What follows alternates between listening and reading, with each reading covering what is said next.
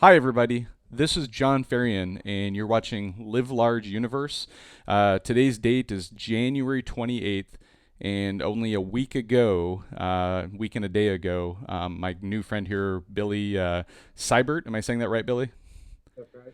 Yep. So Billy and I will be talking tonight about an accident that Billy just experienced here just a week ago. And so, as everybody comes in, I'll be asking a favor of everybody. So if you're here watching tonight, or even if you're watching the replay later, you can say in the comments live and then say where you're watching from, right? We'd love to know where the audience is watching from. If you're coming in from Alaska or Canada or Wyoming or Idaho or Washington out here, this is a really, really important topic tonight. And just want to go right up front here and commend Billy here for having the courage to come on and share his story.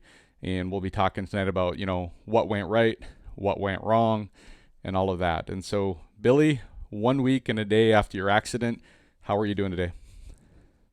Um, I think there's still a little bit of shock, to Yeah. be honest, but I'm doing better than I would have thought, Yep.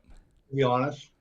Yep. Yep. Well, I'm so grateful for you to be here. This is actually the third time that you and I have been in some kind of a call or a phone call.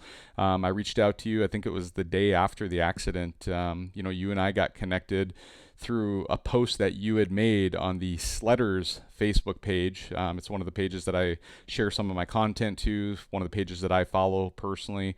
And your story, when I read it, actually, a friend of mine shared it first. Somebody out of Oregon, I think it was Jamie Dunn, had shared it, and I saw it. And then I went to your page or to the Slutter page and saw it. And it's one of those stories that just in writing was so moving that I almost immediately reached out to you and sent you a private message. And I was really pleasantly surprised that within, I think it was like 5 minutes or so, you pretty much responded right back and were eager to get in touch and to chat. And so, again, thank you so much for being here today. Thank you.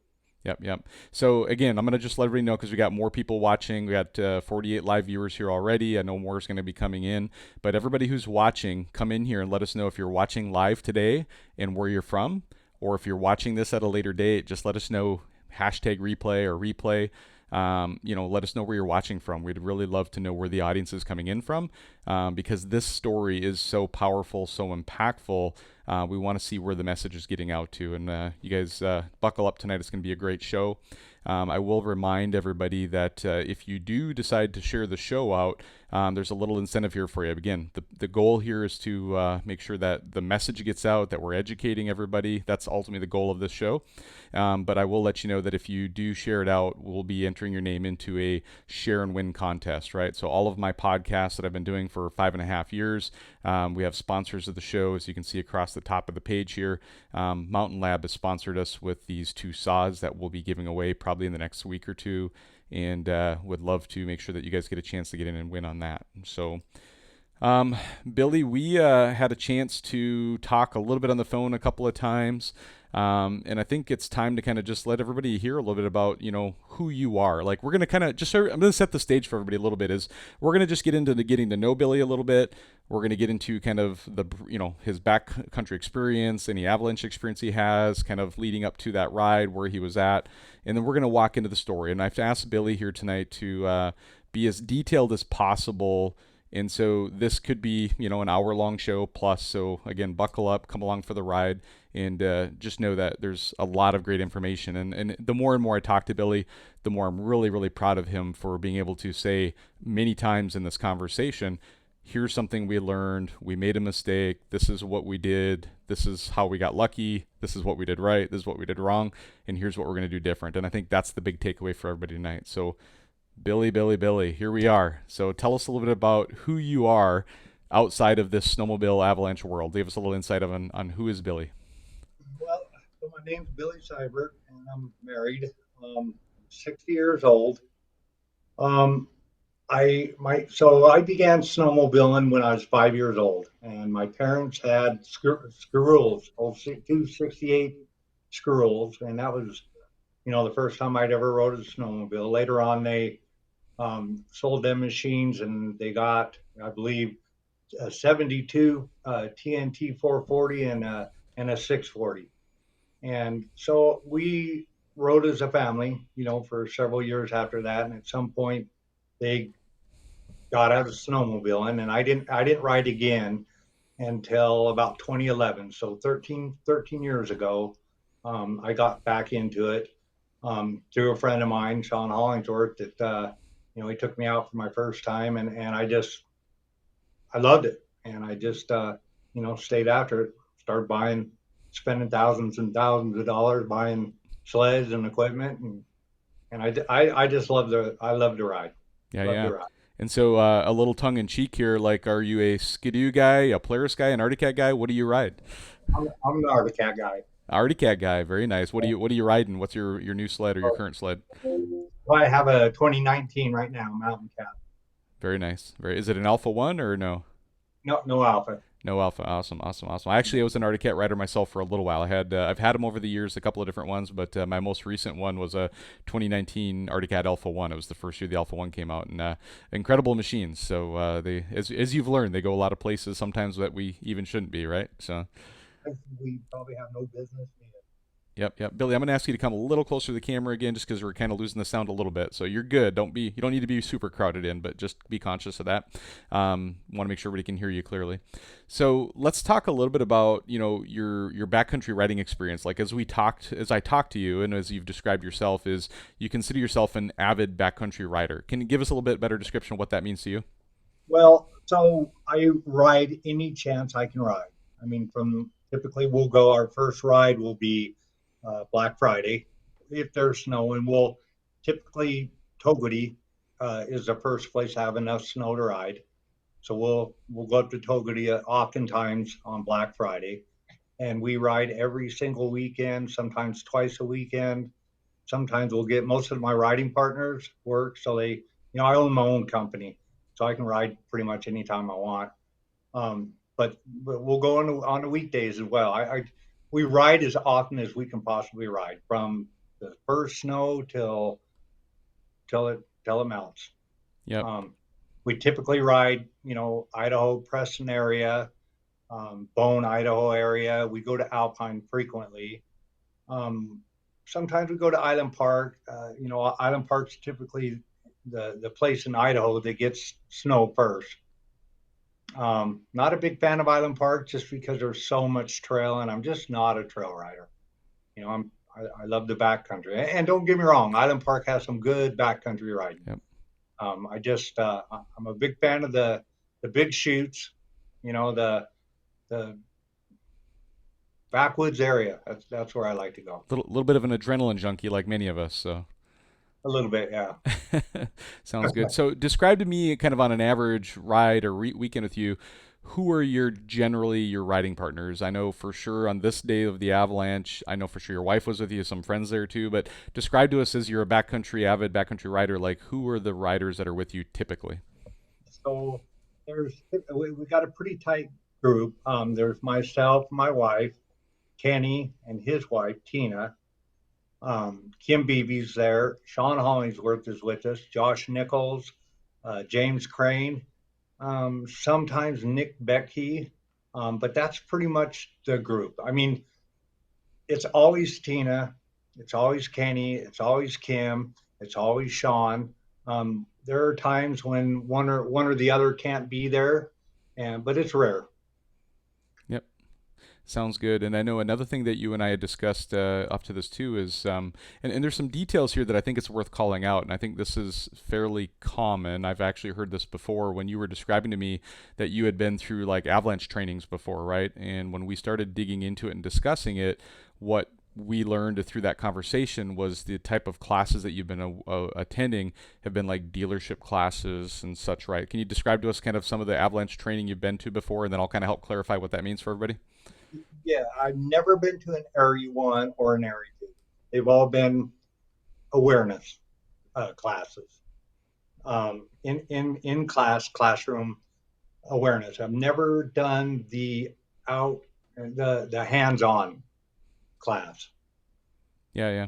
And prior to our discussion this last week, as an avid backcountry rider, but just out there riding, like, because honestly, I think this is more common than people believe. Is was it on your radar that there was like, these on snow classes, whether it be a companion rescue, a level 1, level 2. Had you ever done enough research prior to understand what those different levels were and kind of how what you might learn if you attended those, or was it kind of a little bit of a gray area for you and a little bit of a foggy, understanding of what avalanche training looked like?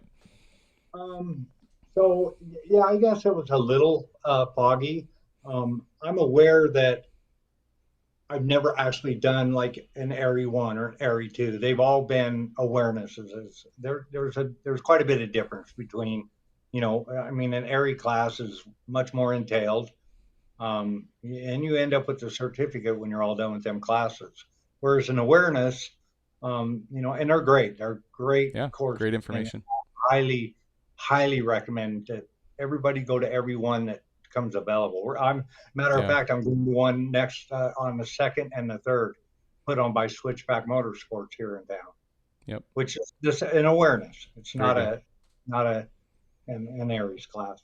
Yeah, and let me just pause for a second here and kind of give the general audience some education here too. Is that an avalanche awareness class is a great place to start, and getting into, like you said, as many of those as possible every season. Go through them a couple times a season, even.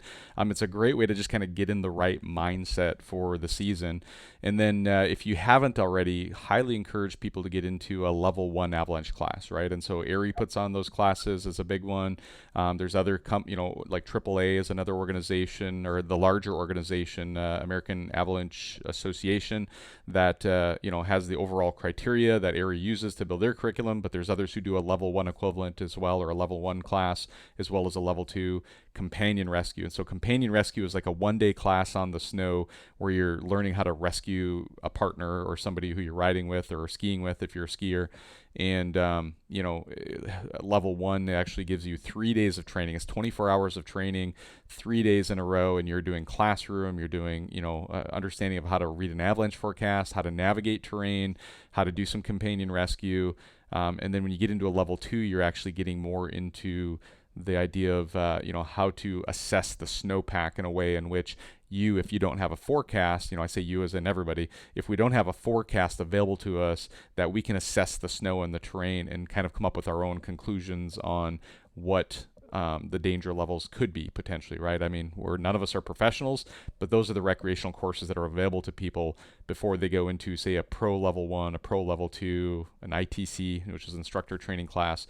Those are the pro level courses that if people want to actually learn how to be an instructor, right? And so great information for everybody to share.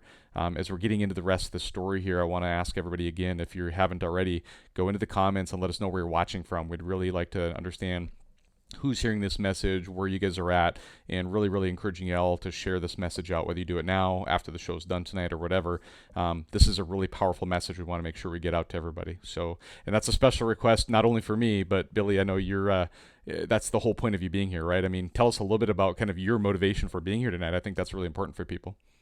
Okay, so after the avalanche, you know, it's really hard to put into word. It's hard to describe. There's just so much emotion and so much shock and so much, and it wasn't just for me, but my friends and my wife. And so after that happened Saturday, um, wasn't a lot of sleep going on Saturday night, but I got up Sunday morning and I can't even, it's hard to describe, but I was just so full of gratitude, so grateful that I got to live and got to, have an opportunity to continue doing what I want to do. Waking up in the And morning meant something all new, I bet. I woke up and I just got out my phone and I just felt this overpowering urge to get the message out there to tell people, hey, man, be careful, guys. Look out, watch out. Yep. So, and that's what started the whole thing. I started writing this story down, and to be honest with you, it was pretty therapeutic. And I wrote this story, which there's a lot of inaccuracies in that story, and I think we can go through them one Yeah. at a time Yep. as we're talking, because they're like, for instance, I mentioned that the recovery was textbook perfect. Yeah. Well, how could I feel anything but that at that moment in Yeah. time, right? You survived. It felt perfect, right? Everything felt perfect, but it's important to know. Well, it's important for us to really dissect what happened. and really look into what we could have done better and what we did wrong and what we did right. And so in this story, there's, we'll talk about why it wasn't textbook perfect, and what we can do Yeah. better. But so I put this story out there to Facebook. I put it on the Sledders group. And to be honest with you, John, I really expected a lot of bashing. I really expected people to be like, what was you doing up there? Well, you dummy. And that's not what happened. Yeah. I mean, I got hundreds and hundreds of people saying, "Hey, I'm glad you're all right. I'm glad you're all right. I love you, man." People I didn't even know. And looking back, it was pretty therapeutic for me. I spent 2 days just responding to people and to private messages, and just it was just an overwhelming Yeah. amount of people came to me, reached out to me, and offered support, and it was pretty incredible, John. It really was. But it's important to know that that story that I wrote was exactly how I felt at that moment, and but it wasn't as perfect as I Yeah. stated. Yeah, which we'll get into tonight as we go through the story. Absolutely. Yeah, really, really appreciate it. And I think, just pausing for a second here to kind of give people a reminder of like what this show, what this podcast is about. You're here on, my personal Facebook page, John Ferrian. I'm involved in things like I'm on the board of directors for the local Avalanche Center here in Washington State. I'm involved in Avalanche Alliance, which is a large organization, or kind of a nonprofit organization that partners with ARI, with Climb, with Marlon Sled Decks. I mean, there's so many different partners that are part of that too, and we do that annual sweepstakes where we're raising money for Avalanche education scholarship programs, as well as through Avalanche centers across the country as well. I'm a local snowmobile club, president. None of those are my day job, but this is just a topic I'm super passionate about. And at one point in time, for about 5-6 years, I was the state safety chair for the safety committee for the Washington State Snowmobile Association as well. So just to give you some criteria, or kind of some background on me and why this, if you've never been on the show watching before, this is what this is about. Every week, every other week, we do some kind of a show around snowmobile safety and education, as ideally. Other things we do are like community growth. And when you see Live Large in the name of the show, Live Large Universe, I call this show, what I tell everybody that means is live life to the fullest, make the most of every day, and make a difference to others, right? And so those are kind of the three pillars that really epitomize kind of my values and why I'm here doing what I do. I don't make any money off this show. It's literally a public service because I love this sport as much as Billy and everybody else is here. And I want to see all of these riders, whether you're watching, whether you're on my show, I just want to see everybody have this amazing, incredible backcountry riding experience that we all know and love, but to do it safely and make sure we have a return trip every trip. So, all right, with that, Billy, let's dive into, I think, one more piece before we dive into the day of. But, as far as an avid backcountry rider, your avalanche training, talk to me about like your riding group as far as what avalanche safety gear do you guys carry with you normally? So all of us have backpacks. We have airbags. We all have uh, beacons. We all have shovels. We all have probes. We all carry two-way radios. Um, my wife, she carries the inReach. And the reason why she carries the inReach is she's probably, if trouble happens, you know, this avalanche, for instance, if I would have had an inReach on me, there's nothing could have been done. So Jennifer carries the inReach and she knows how to use it. And um, that's probably it as far as Yeah, safety gear. it's a good list, honestly. And so, Obviously, helmet and goggles yeah, and sled D- gear. But as far as gear, safety yeah, gear, avalanche gear, we have everything. yeah. I don't know of anything out there that we don't have. How about a first aid kit? I'll throw it out there. Do you guys, any of you carry a first aid kit? All of us carry. Okay, good questions. Yep. So first aid kits, I carry a bivy blanket.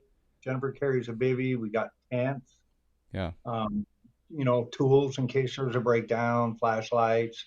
I probably carry more than I really need as far as zip ties and just Yeah. anything to take care of any kind of you Yeah. know broken sled out there.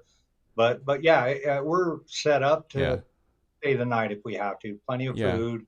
plenty of protein. That's really important. Not candy, not Yeah. soda pop, but So water and So Billy, I'm going to say this out loud: is I feel like you and your group, based on what you've described so far, is at least average, if not above average, as far as being prepared for riding in the backcountry between your experience and the gear you have and whatnot. A lot of people haven't even taken any avalanche training. Some have. Maybe a little more avalanche training would have been preferred. But outside of that, I think you were in the backcountry probably as prepared as you needed to. And the reason I share that is that I really want people to understand and identify that this could have been anybody. This could have been any of us. Like if you're here watching, I'm gonna read some names that are here watching, just that I see. I see Sodi, I see Michael, I see Chris, I see Clint, I see Galen, I see Brooke, I see Sean. Like any of these names I'm reading off, this could be any of us, right? And I think that's why this story is so important, right?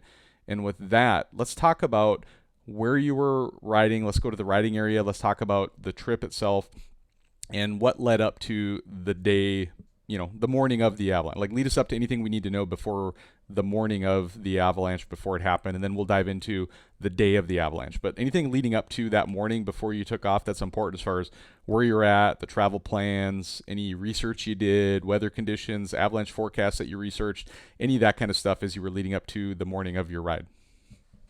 okay. So it was a typical plan. Kenny would call me and say, "Hey, let's go riding." We all agreed, we're going to go riding Saturday. And we all talk about, well, first of all, we try to figure out where the snow is, where where the best snow is, and this is a horrible year here in our area. There's not a lot of snow. We all agreed to go to Hoback. Now, let me tell you something about Hoback. So, I've only been there 3 times. This was my third time, not now four because we later went back.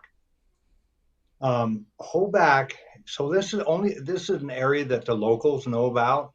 There's not even a parking lot. You kind of you go up this road and you pull off the side of the road, and there's only enough for two, maybe three vehicles to unload, and you kind of go up through a just a hiking trail. There's no groom trail or anything like that. And the local, it's kind of it's a magical area, but it's difficult terrain. Um, Real hard to get. It really is a silly place to take somebody for their first ride. I can tell you that right now, and we did that.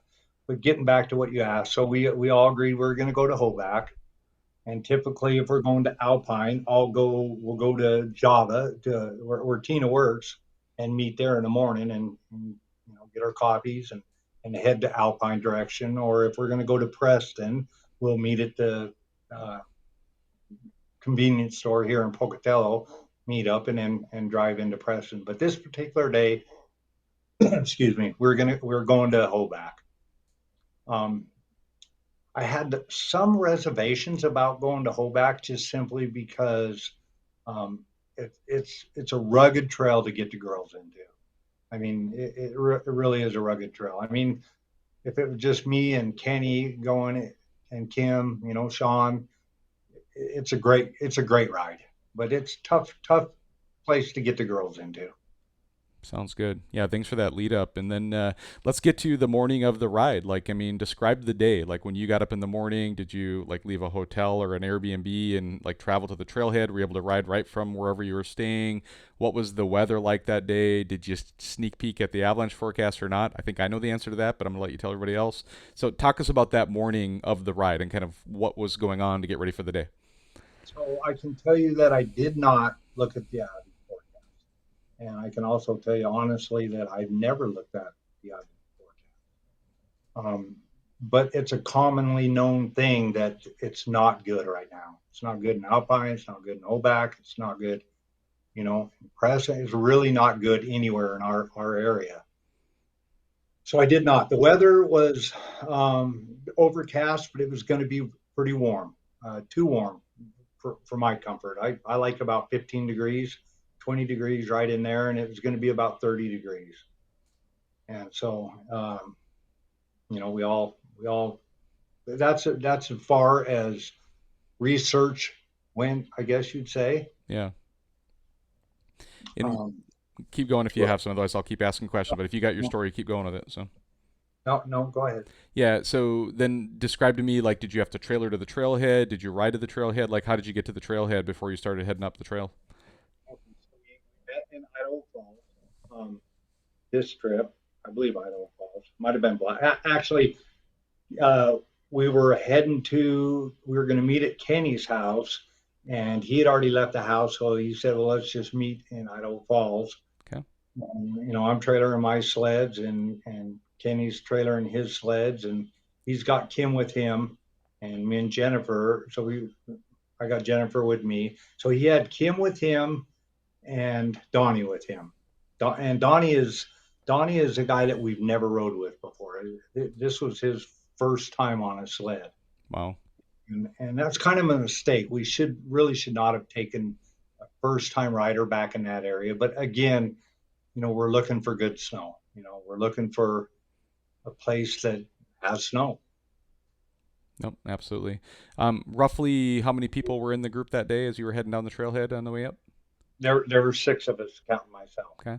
And again, it's a reasonably good sized group. I think that 4 to 6 window is kind of the ideal group size as far as being able to manage a group and to ideally there. Some of the red flags that I'm already hearing is that there was a general awareness of avalanche risk was high in general, but you hadn't been checking the forecast, so you didn't understand the details there. So that was kind of going into it without the full knowledge of what you're getting into. The temperature you just described, what I know about avalanche conditions, that elevated temperature definitely creates a higher risk situation.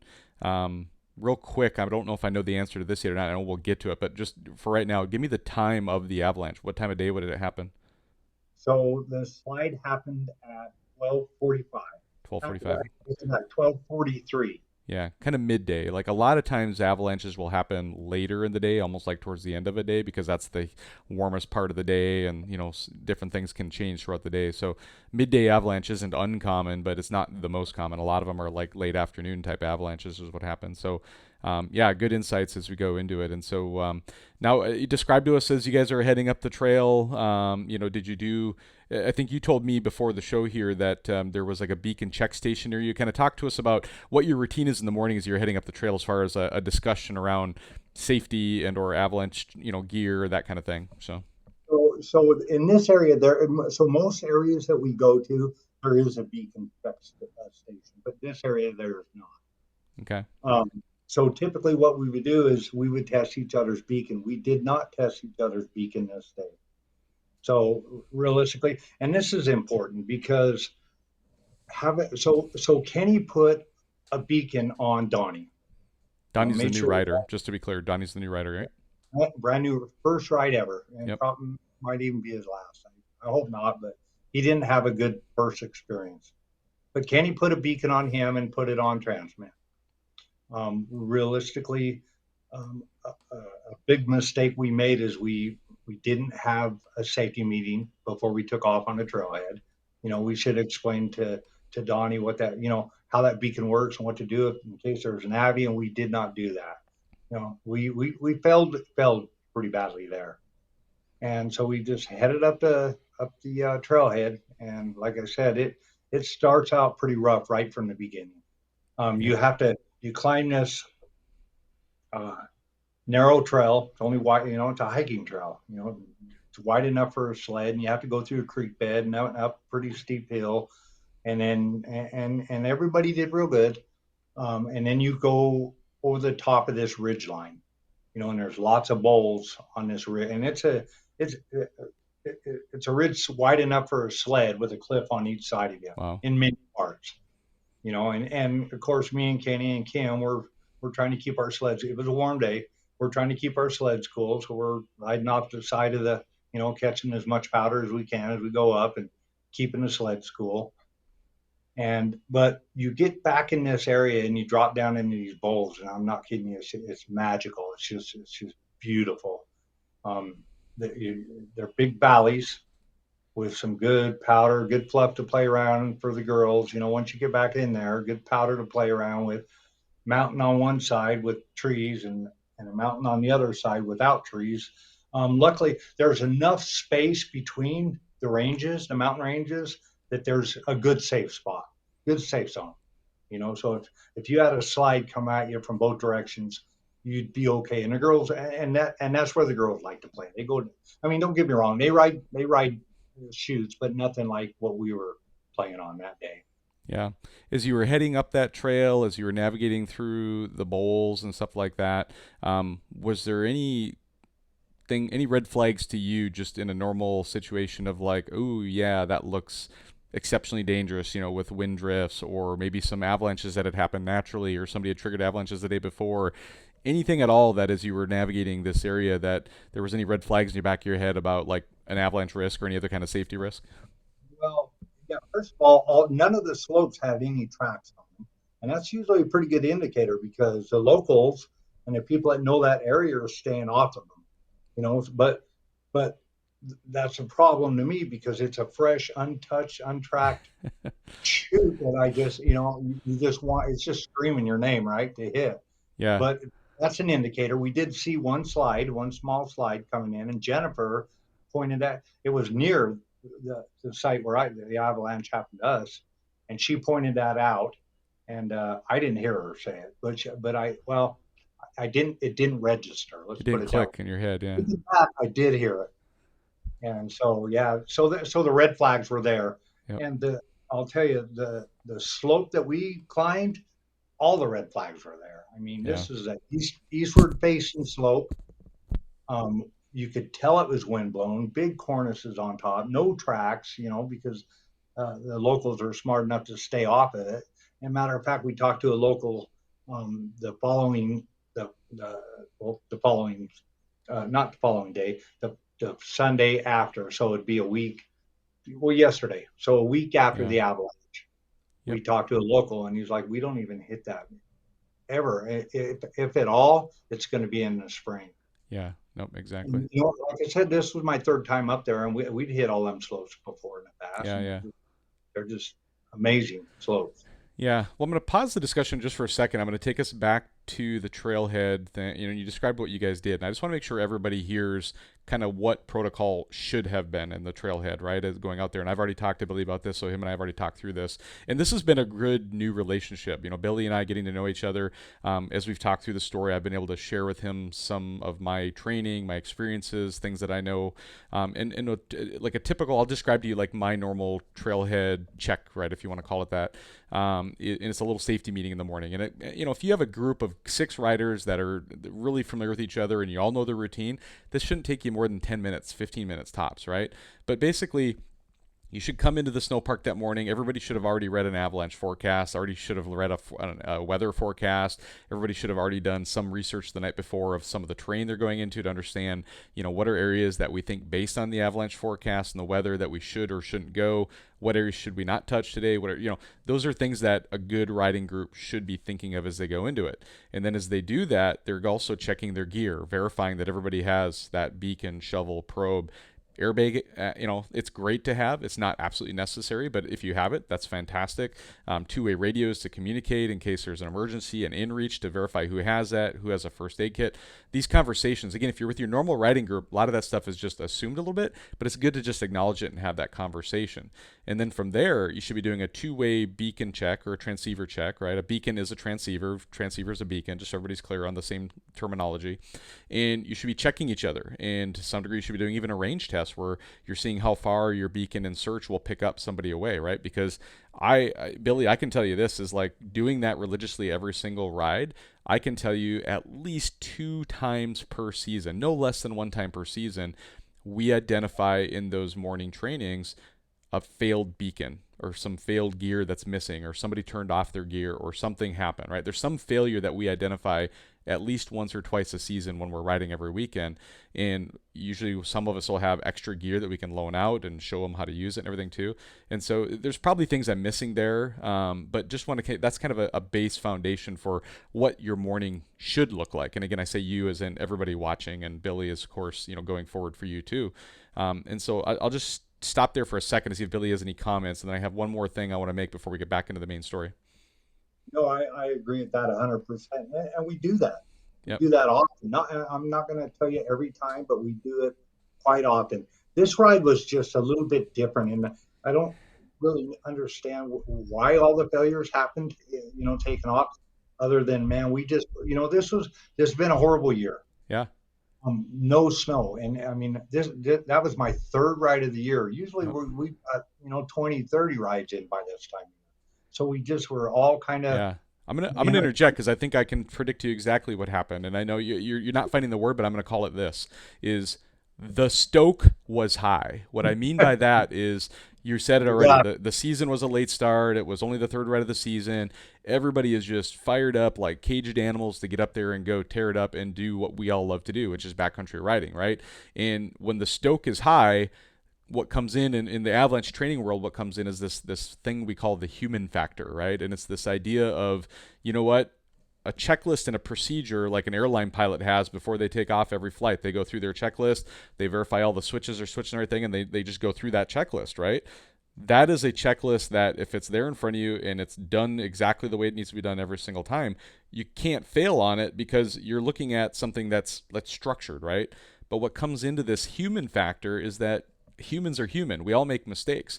We get in our own heads when it comes to things like the stoke, right? Like we're so pumped up to be up there, we lose our heads sometimes and our hearts are just pushing, pushing, pushing to go up there. And if you ever get in that vibe and you can kind of just tell that that's what's going on in your group, that's the moment to just pause and to start asking questions like, man, what did we forget? What do we need to think about? What do we need to do next? That kind of thing, right? And so that's how I would describe it, Billy, is the stoke was high and human factor came into play, which sadly is a more common story than I think we all want to admit. So, yep, you cut out audio a little bit. So I think you just, yeah, I disagreed. You're 100% yep, right. yep, We yep. were stoked and we were heading out. We wanted to go play, and we didn't follow any kind of group protocol or anything like that on this particular day.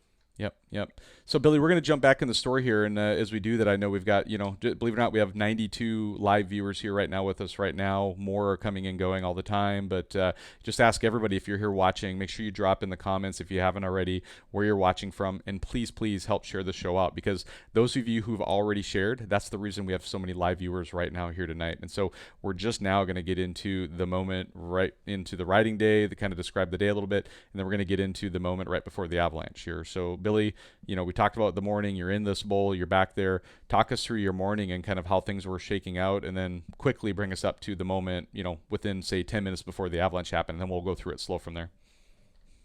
Hey, so well, I mentioned that you have to ride this ridge line back in there quite a bit. We did drop into one little bowl, me and Kenny and Kim, and we played around for a minute. And the girls sat on the ridge, and Donnie sat on the ridge. And then we continued on. We're heading for the good bowls, okay? And there's several of them back there. So, we headed on back, down the trailhead, and we dropped down into the bowl, and the snow was pretty good. There was probably, I'm going to say, 6 inches of fresh snow on top of the tracks. So there was some pretty good powder down there, and we're down there just carving around, playing around. Um, the girls are playing around. There's a pretty good creek in the bottom, so there's a creek you have to really watch out for down in there, and so you have to kind of to get to the slope that the slide happened on. You have to kind of go down a ways, down through this valley, down through this meadows, whatever you want to call it, and kind of swing around the creek, and then you can come back up to this particular slope on the right hand side of the valley there. You want me to just kind of continue Yeah, on just with keep this? going. Yep, keep going. Yeah. So, and it was a real good day. The snow was good. It wasn't ideal, but it was pretty good, considering how it's been this year. And we're playing around. So I shot up this slope once, and I was riding up this slope, and it didn't feel good. It just didn't feel. It didn't look right. It didn't feel good. It was pretty badly wind blown, and I got maybe halfway up this slope, and I turned out. And man, looking back, that should have been a red flag. And so I rode back, and we played around a little bit more. And Kenny and Kim, I think, hit that slope on further down where I mentioned that there had been a slide earlier this year, and Kenny rode up over this slide and back down. And then we head back down there and we played around in the bowl a little bit more. It's pretty early. I mean, it happened pretty early on, after getting down into the bowl. And then, so Jennifer and Tina and Donnie were sitting there, and we decided we're going to go hit this slope. Yeah, describe to me the folks like you're about to tell us about who went up the hill and the slope. We're going to get that in just a second. But the rest of the group, describe to me compared to the slope you were about to climb, where was the rest of your group? Were they at the bottom of the slope? Were they near that creek? Were they off to one side or up on a ridge? Were they in a safe area? Were they not? I guess is what I'm getting at. Yeah, they were in the safe zone. So even if we had a slide from both sides, there would be no way that it could get to them. So they're in a safe zone, and this powder fluff just playing around. Gotcha. The only thing in that area that you'd really have to watch out for is that creek. Yep. Yep. Sounds good. So yeah, I mean, if unless you have anything else you want to add, let's go right to the moment beforehand. You had gone up the hill once, turned out didn't really feel good. Somehow, some way, you had amnesia quickly, and you forgot about that. And we smiled because, like, again, that human factor. The snow is good. We're out there with the stoke is high. And then what happened next? I mean, it's you're getting ready to line up for this hill, and all of a sudden, in the story I read and what you've told me, there's three riders lined up for this hill. Tell me kind of how that got set up and what So, happened. so Kenny took off first, and Kim took off just right behind him. And then there was a little bit of delay, and then I took off. Just there was no discussion about, hey, let's go hit this slope. We were just heading up to this slope, and of course the girls and Donnie were sitting way back in the safe zone in the meadow watching. Kenny shot up first, and Kim was right behind him. And I believe at some point Kim passed Kenny, and I was to the left of them, so he was coming up the slope from left to right. Okay, we were coming up. There was no way to go up and over the top because the cornices were, they were big cornices. You couldn't get up over the top of them. It'd be a great cornice to drop off, but anyway. We were heading up, and so Kenny, like I said, Kenny was ahead at that time, but I think Kim was just past him. I'm not real sure, and I was probably, I'm gonna guess maybe 40 feet behind them two, and just slightly lower than them. So we were playing a high mark game. We were going to see who get the highest, and turn out and come back down like we've done a million times. And I'm not. Go ahead. Yeah, one thing you had shared with me before, and I think it's important to bring up right now, is that you had made the comment in some, I don't remember if it was your post or in our conversation about the idea that, you knew that general best practice was to have no more than one person on the slope at a time. Talk to me about that decision to go three people versus one when you've kind of shared with me that you kind of your mind you knew that, right? Well, that's a rule. That's a backcountry rule. One Yeah. guy up at a slope at a time. But if we're going to be honest here, and I think I'm talking to a lot of backcountry riders, that rule is not always followed. I mean, Agreed. if I agree 100%. And I'll and be and honest, there and this I'll be the first one to admit that there's moments where I've caught myself in a place where I'm like, I shouldn't be here. And maybe it's because I realize somebody else is on the hill. Maybe I realize that the human factor is there and I just kind of the stoke got high and I kind of lost my mind and I started doing things I shouldn't be doing. I've been there as well, and I know there's other people who are here watching tonight that have been on that have shared. They're professional avalanche educators that have come on my show in the past and shared about mistakes they've made very similarly, where they realize like, oh man, we shouldn't be here, right? And so you're not alone, buddy. And I point this stuff out not to call you out, but to really highlight the fact that we all know these things, we all know these rules, or we should anyway. And if we don't, and then the reality is like we don't always follow them. And I think you're spot on. And what I love, Billy, about our entire conversation, in the past and going forward here is that you're so just genuine and honest about it, and you're not willing to say like, you know what, I screwed up, I made a mistake, and I'm lucky to be here. And that's why this is such a powerful story. So back to the hill, three people climbing. Let's keep going. and you're right. That slope is one. If out of any slope I've ever hit, that's the one that we should have had one guy riding on at a time. Everybody else watching and being ready for whatever's going to happen because all the red flags were there.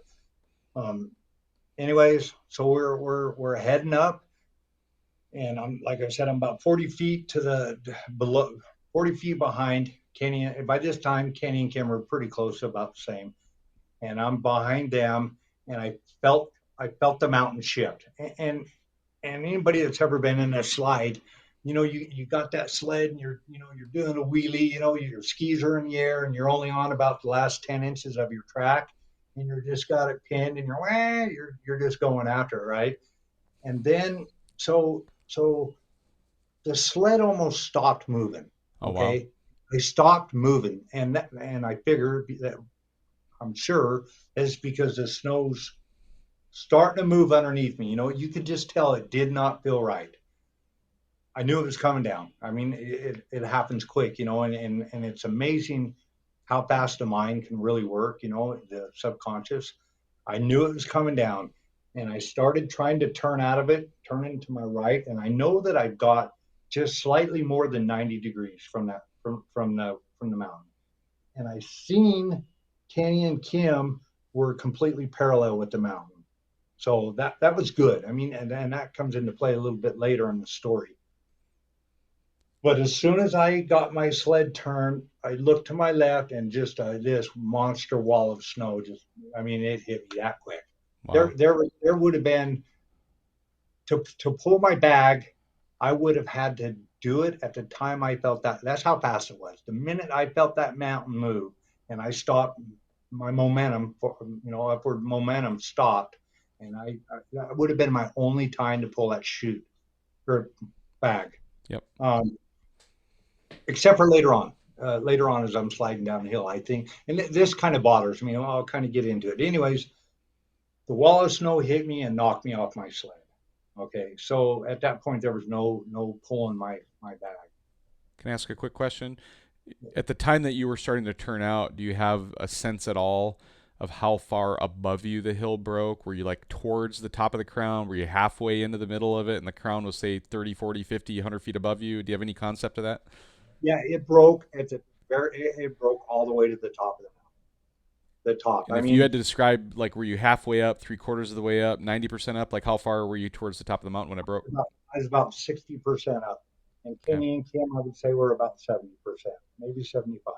gotcha. But they were able to like keep going up and curve out and get out of it. It sounds like. Yeah, they curved out. They went as far as they were going to go, and already turned out. And I, they didn't know that there was a slide until they were traveling down, and Mm. they rode the slide out. They were in a position to be able to ride it. Thank goodness they were able to ride out, right? Because three of us in there with the girls and Donnie at the bottom, there would have been three deaths guaranteed. So your But they three were, least experienced riders were at the bottom of the hill, probably from a standpoint of understanding how to use their avalanche equipment as well as riding skills. And yeah, the three more skilled riders were up on the hill at the same time.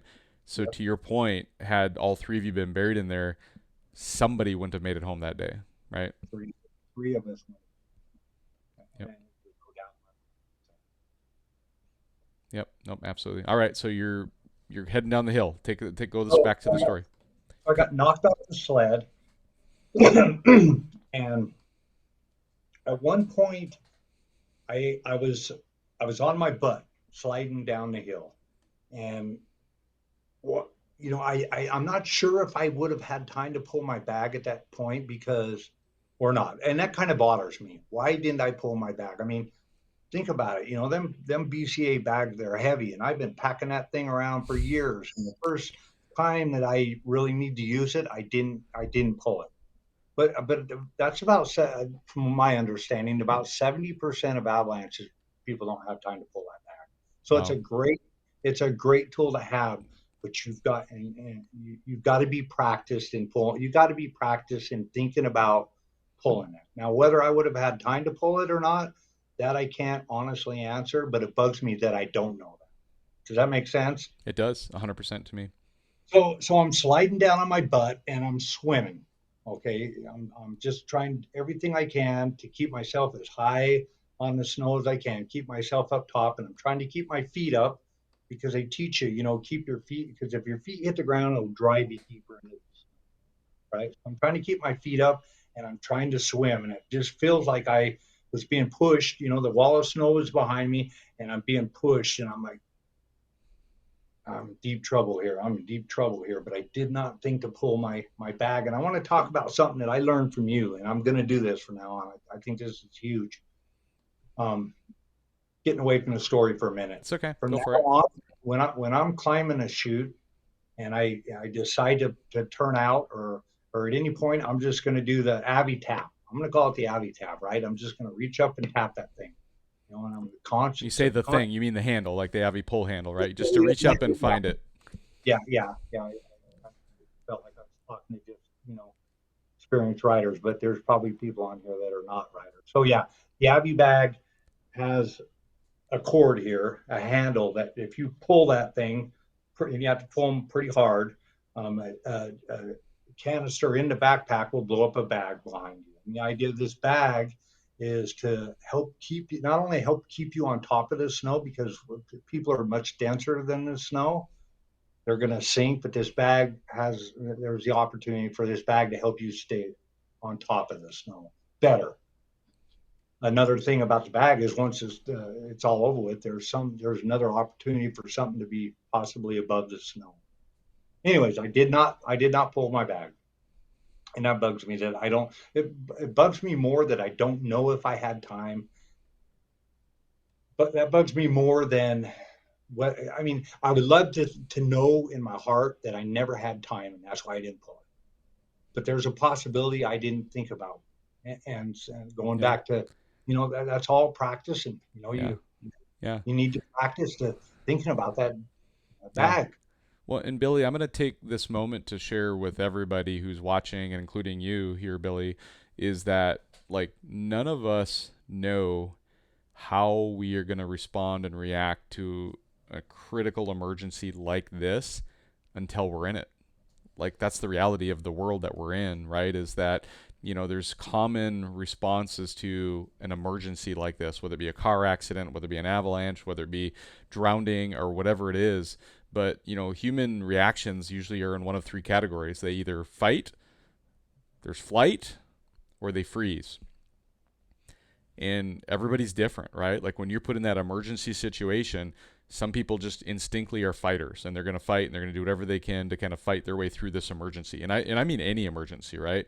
And then there's like flight. Some people immediately just like as fast as they can get away from this emergency or this situation, think of like a school shooting. Like, are there some people going to go up and fight the assailant, or are they going to flight? Are they going to run away? Or are they going to just stand there like a deer in the headlights and freeze? Like, you don't know what you're going to do unless you've been through something like this before, right?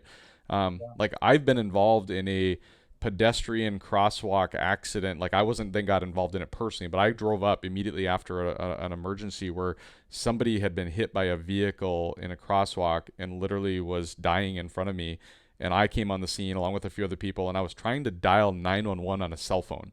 And I can tell you that in that moment when you're there and your brain just shuts down, and just something as simple as turning your phone on an iPhone and hitting 911 and hitting send, it took me way longer than it should have because my brain was shutting down in that moment. I froze basically what's going on. And so don't beat yourself up over this, Billy. Like, again, you don't know, like even Edith, my wife, right? She had a snowmobile accident a year ago where the spindle on her snowmobile broke and she was traveling down the trail at 25 miles an hour and easily in theory could have just hit the brakes and stopped. But instead she froze also and veered off and hit a tree and hurt herself, mildly, but it totaled out the snowmobile and it was a defective product. But like at the end of the day, like Edith beat herself up forever on a situation like that too, where it's like, why didn't I hit the brakes? Why didn't I hit the brakes? I don't, again, I'm telling you, these reactions are normal and you don't know what you're going to do until you're in that moment. And so please don't beat yourself up over that part of it. And I'm not. I'm looking at, okay, what can I do differently? I mean, I got $1,000 backpack, that has the potential of saving my life in an event like this, and all I have to do is pull that, and I didn't. So what can I do to start training myself? And you're the one that brought the idea up just every now and again, tap that thing, Find start it. building that muscle memory, you know. And so I'm going to do that from now on Perfect. because and there's no guarantee that if there was another avalanche that I would have time to Exactly. pull that. But it's just one more tool in our toolbox, right? It's one more thing that we can do to live to ride another day, really, because that's really what it's all about. I Yeah. mean, ideally, we don't want to be in these situations, right? We don't want to be in an avalanche. That's the ideal situation for sure. You just all the training you get, all the gear you get, you hope you never have to use it because you're thinking about things and you're avoiding those situations in the first place. So you're spot on. So Well, and I could be a really safe rider. I could stick to the trails, but that's not who I am. That's not what I want to do. I mean, um, I'm. It's hard to explain, and it's a close to me. It's the when you're climbing a chute in 3 feet of fresh powder, or you're not even necessarily climbing, but you're sometimes we climb chutes, sometimes we're in the trees, and we're just navigating through trees and boondocking. The feeling is it's I can't imagine a four-wheeler or a boat or any kind of recreational vehicle like that, because snowmobiles to me are different. I mean, they're awkward on the trail. They don't turn like you want them to turn. They're heavy, and but boy, you get in that powder and you're climbing a chute and the skis are in the air and you got 10 inches of track. The only thing on the ground, you can make that sled do anything you want it to do. Just slight lean to the right and you carb to the right. Slight, you know what I mean? Yep. Just it's an incredible feeling, and so that's why I do it. That's why I love it, and I but there are better ways. There are Yeah. better ways to do Yep. it. Yep. And I worried about whether or not I was still going to be that type of a rider, because if I was just a trail rider, I would probably not Yeah. do it. So getting back, I've got to learn to be all you can do is be as safe as possible, right? Be as safe, consciously safe as possible. But there is no foolproof way of backcountry riding that's safe. We're in the middle of nowhere with no cell service. Freezing temperatures. Yep. You can't even walk anywhere because you can't get 20 feet without Yeah. being completely out of breath, right? So Yeah. I'm going to pause you for a second because there's a comment in here that I've been reading a lot of comments as you've been talking. It's great. There's a lot of them, and I don't want to distract from the show, so I've not really interacted a lot of them. But there's one here from Ryan Searle, who I know is a professional avalanche instructor. He's not too far away, probably from where you live in Idaho.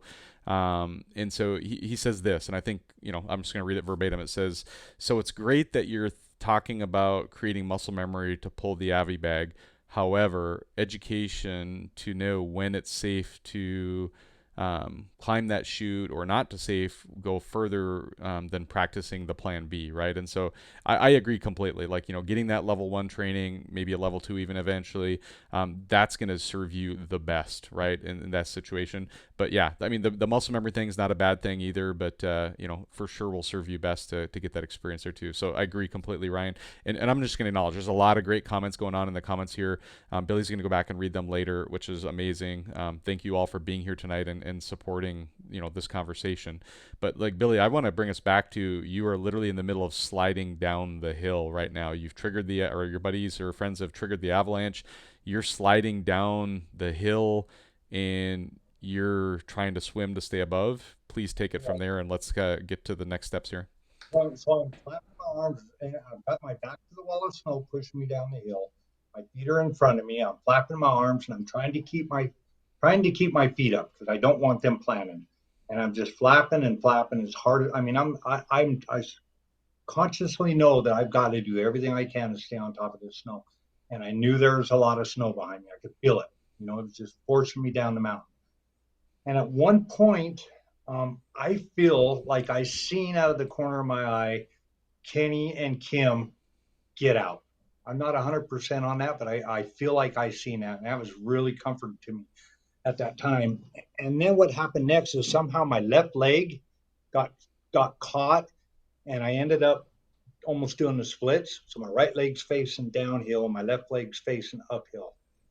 And I'm just flapping my arms, and at that point, and then I started rolling. So the snow overcame me, right? It ran me over, and I rolled down the hill a little bit. And so just talking about talking about snow and avalanche. So a lot of people think, well, why can't you just climb out of the pile of snow?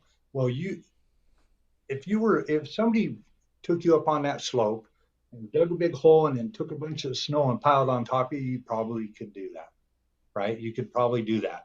But once this snow starts sliding down the mountain, it builds up this energy, right? And so it stops being snow.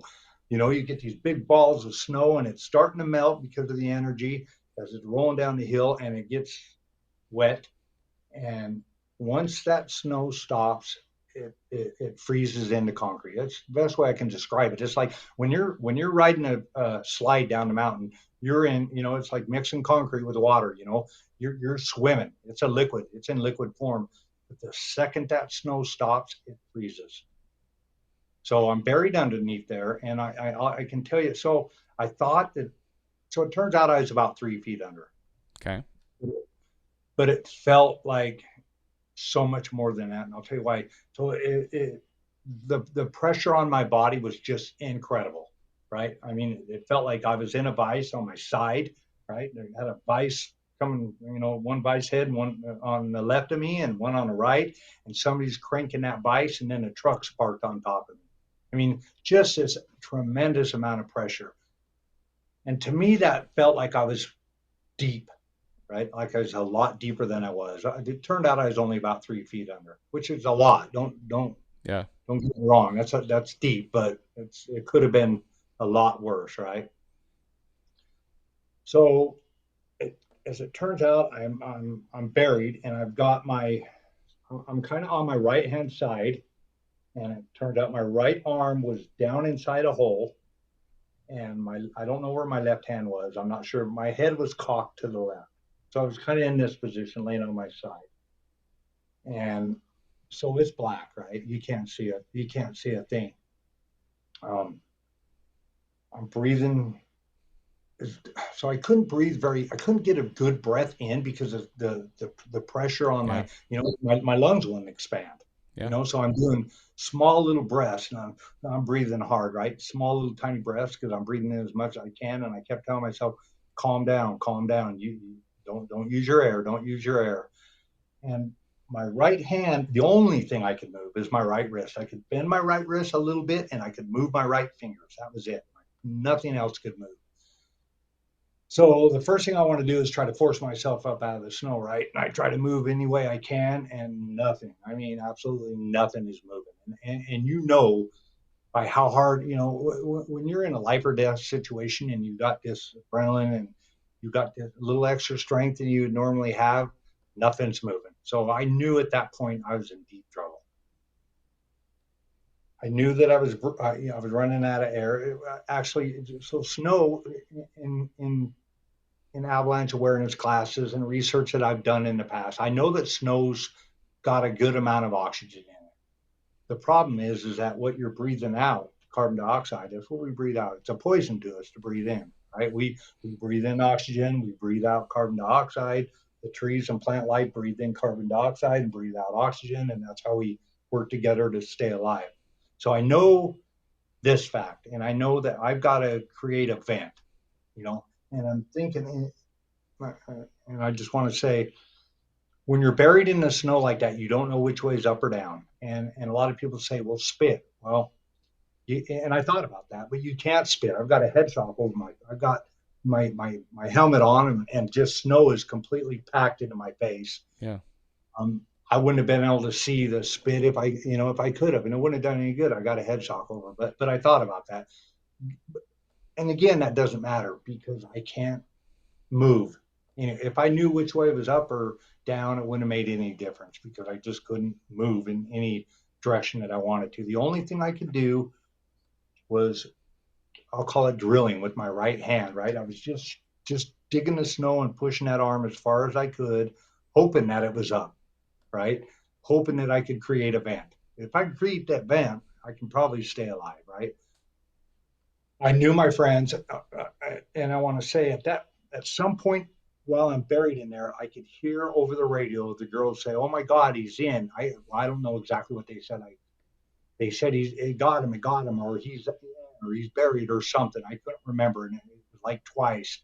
And what they were doing was yelling to Kenny and Kim that I was buried. So let me tell you, I knew my friends were going to come for me, right? I knew they were going to do everything in their power to get me out of there.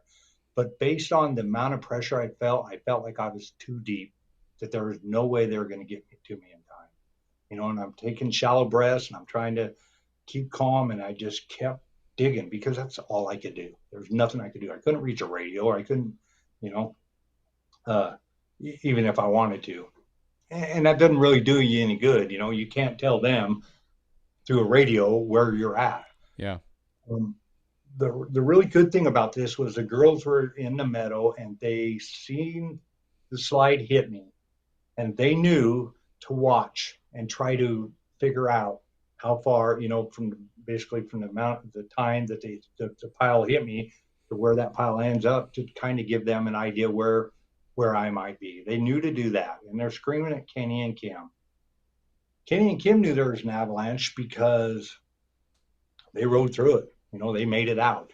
I don't think Kenny knew that I was behind him. I'm not sure if Kim did or not. So them two guys weren't 100% sure I even followed him up there. But now the girls are screaming at him on the radio that he's under or whatever. I don't know the exact words. I can't quite remember what they said, but I heard them, that I was under. So they immediately, they turned out and came looking for me. So I just want to talk a little bit about my thoughts, okay? Yeah. While I'm under This the is snow. super important. Please do. So I knew I was screwed. I felt myself getting, losing air. The pressure was just huge. So I felt like I was too deep. I knew they was going to be doing everything they could to get me out of there. I knew that they had the beacons. I had my beacon on in transmit mode. I knew that they would find me, but it was just I didn't think they were going to find me alive. I didn't think that I was going to make it. Okay. Um, and I felt myself going out, just getting weaker, and just the lights were going out, right? So the thoughts that it's amazing to me how fast thoughts can go through your mind, right? Just millions of thoughts can go so fast. And I felt horrible. I felt horrible for my wife because I knew she was down there watching. I knew she was scared to death. I knew that, this was just mind blowing panic for her. I knew Tina was feeling the same way. And I knew that Kim and Kenny were gonna they were gonna spend, they might never ride again. They're gonna spend the rest of their lives feeling like they failed me, or they were gonna spend the rest of their life with this huge amount of guilt for not getting me out of there. Because that's how sure I wasn't getting out of there. I was Yeah. 100% positive I was gonna die. And so I was thinking about, I wanted to hug my wife. I just wanted to tell my wife I love her, and I want to tell her I'm sorry. I want to tell her that, this was my mistake. I knew better. It was a bad mountain. The conditions were perfect for a slide. And I made the decision to go up there. Well, how selfish that is that of me, because now I'm leaving her. We have a business to run, and I'm and I'm thinking about this. I'm thinking about how she's going to run the business. What's she going to do? She's going to sell the business. She's going to sell. What is she going to do to get by? And I just wanted to fix that, right? I just wanted to fix that. I just want it's kind of hard to understand, kind of hard to describe. You want to take all the wrongs in your life and you want to make it right, and you know that you can't do that, right? You can't fix your mistakes. And what bugged me the most about the whole thing was I knew I couldn't fix this. And and and all these people up there, my friends, their family, really, my wife and my family, that my friends, who were more like family than friends, um, was going to be just destroyed over this. This was going to destroy them, you know. And it was my bad, because I was probably more at fault than anybody. Kenny was the first one up the mountain, right? He didn't know I was coming behind him. I don't Yep. even know if he knew. As far as Kenny goes, he may have thought that I was down there watching him like I should have been, Yeah. but that's not what happened, and that's not how it played out. Anyways, I'm thinking all these thoughts, and just feeling horrible, and the lights went out. I went unconscious. Um, the next thing that I remember, so there was no more radio talk. Nobody was trying to talk to me, telling they were digging, right. And now the rest of this story I can only tell you from what I was told, That's right, fair. That's fair. Yeah. by what I was told. and we've all gotten together and we went up to dinner just last night. And we all talked about this, what we're going to do different, how we're going to be better, and a lot of the dynamics of our group's going to completely change. We're not going to stop backcountry riding. I'm going to tell you right now. I'm not going to stop climbing chutes. I'm not going to stop tree riding. I'm just going to be smarter about it. I'm gonna start looking at the forecast, right? I'm gonna start analyzing the mountain better. I'm gonna start looking at slope angles and Is it just a safe bet that you're probably going to sign up for your first level one avalanche class soon?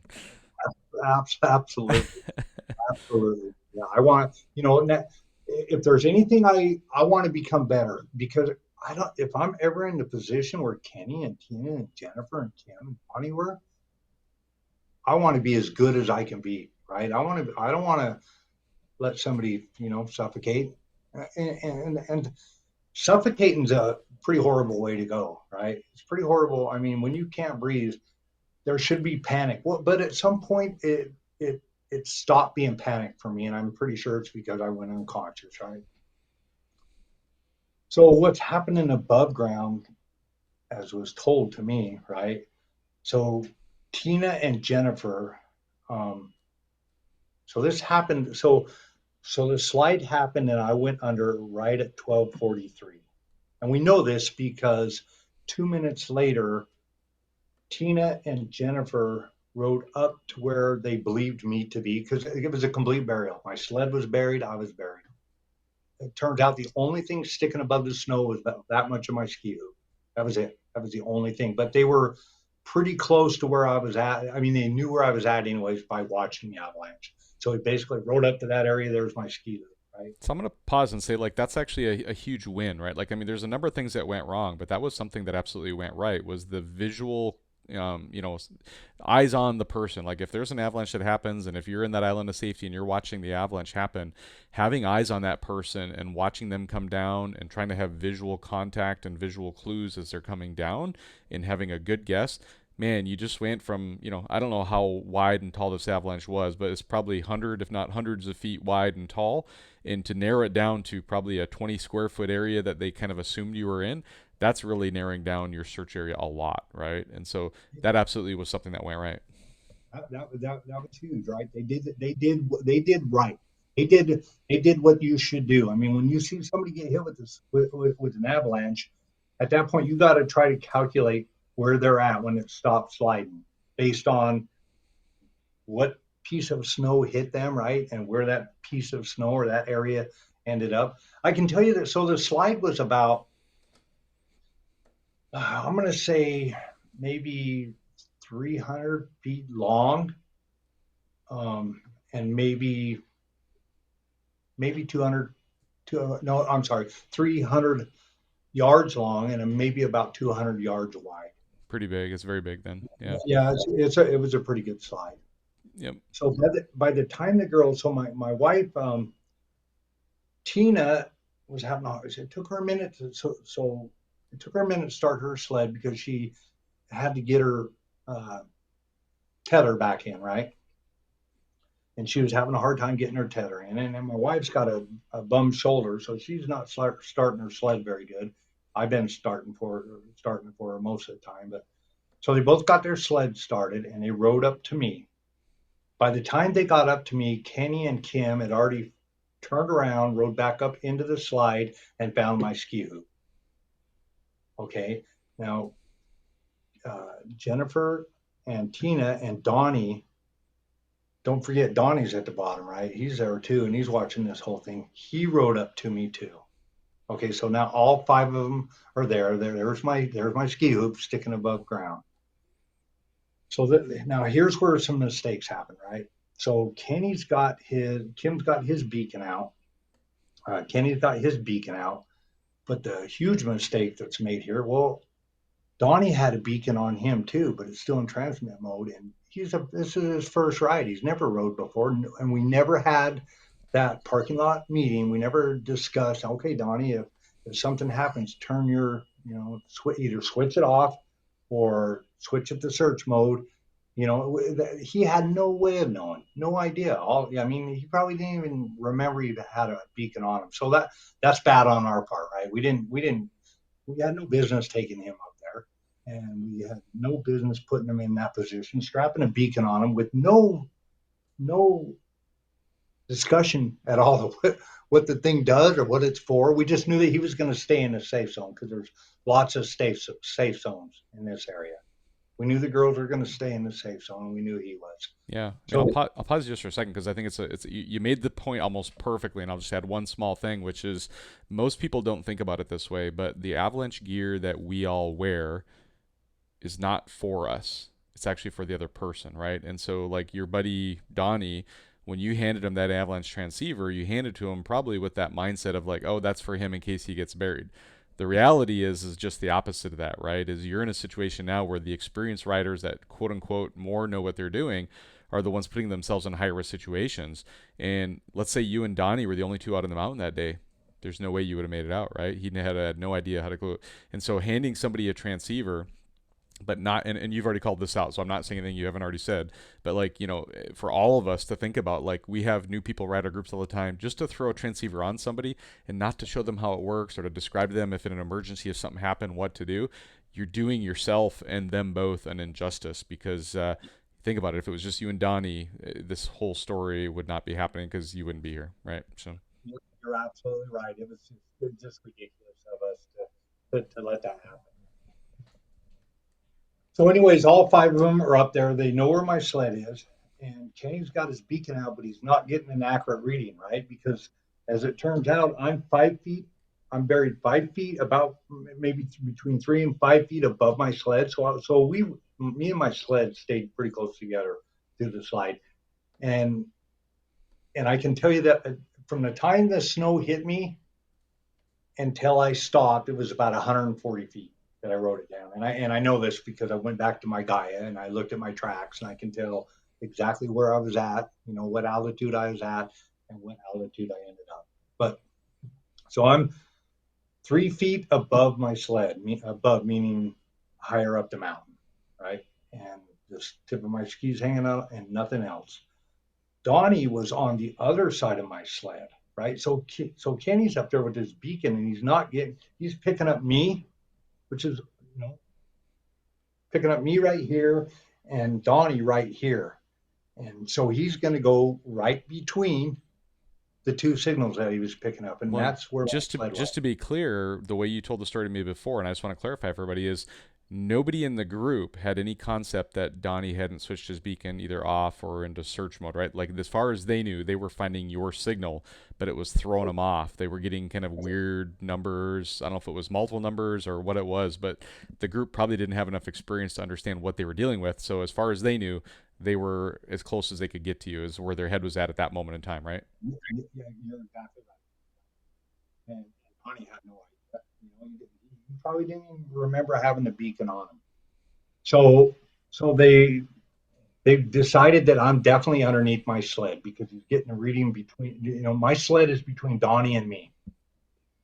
So they're like, he's under his sled. He's under his sled.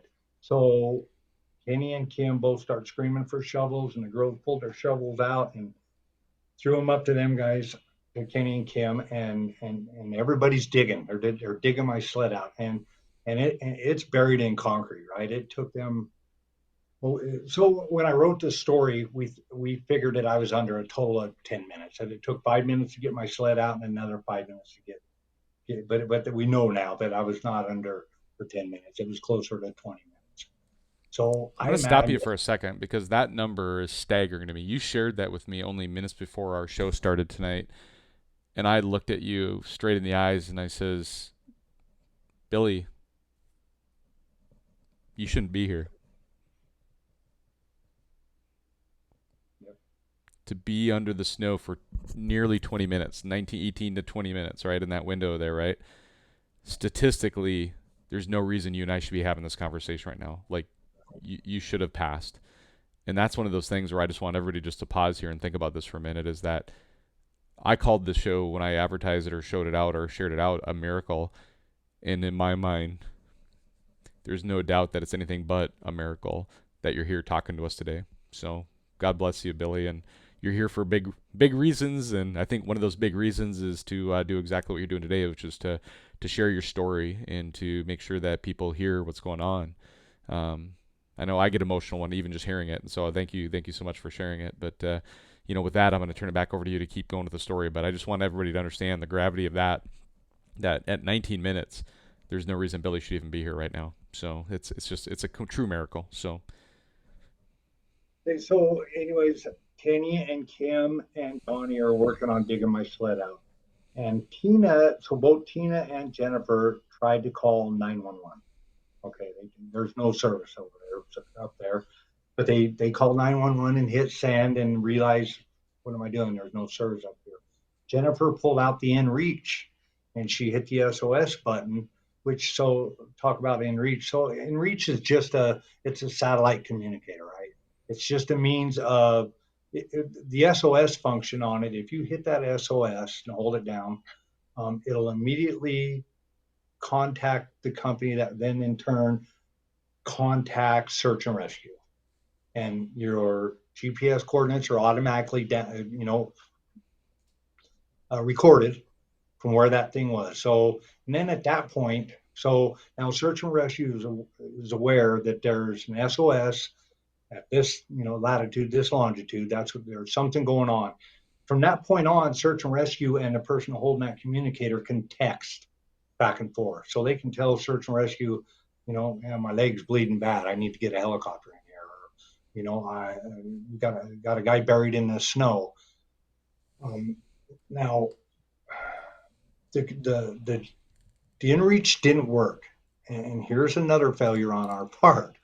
Okay, so an inReach is you buy the piece of equipment, um, then you have to have a subscription, right? You pay yearly or you pay monthly or however you set it up, you pay. Well, that subscription had been canceled, and let me tell you why. So back in because me and Jennifer looked at it and figured out why. So back in April, I mean, first of all, this inReach the only unless that's the only thing we use it for. You can use it for hiking or four wheeling or side by side and whatever you want to use it for. It's a great tool, right? yep, We only use it for snowmobiling. So spring, summer, and winter, spring, summer, and fall, that thing's put in the drawer and we don't even see it. Well, this year we got it out and we did not test it.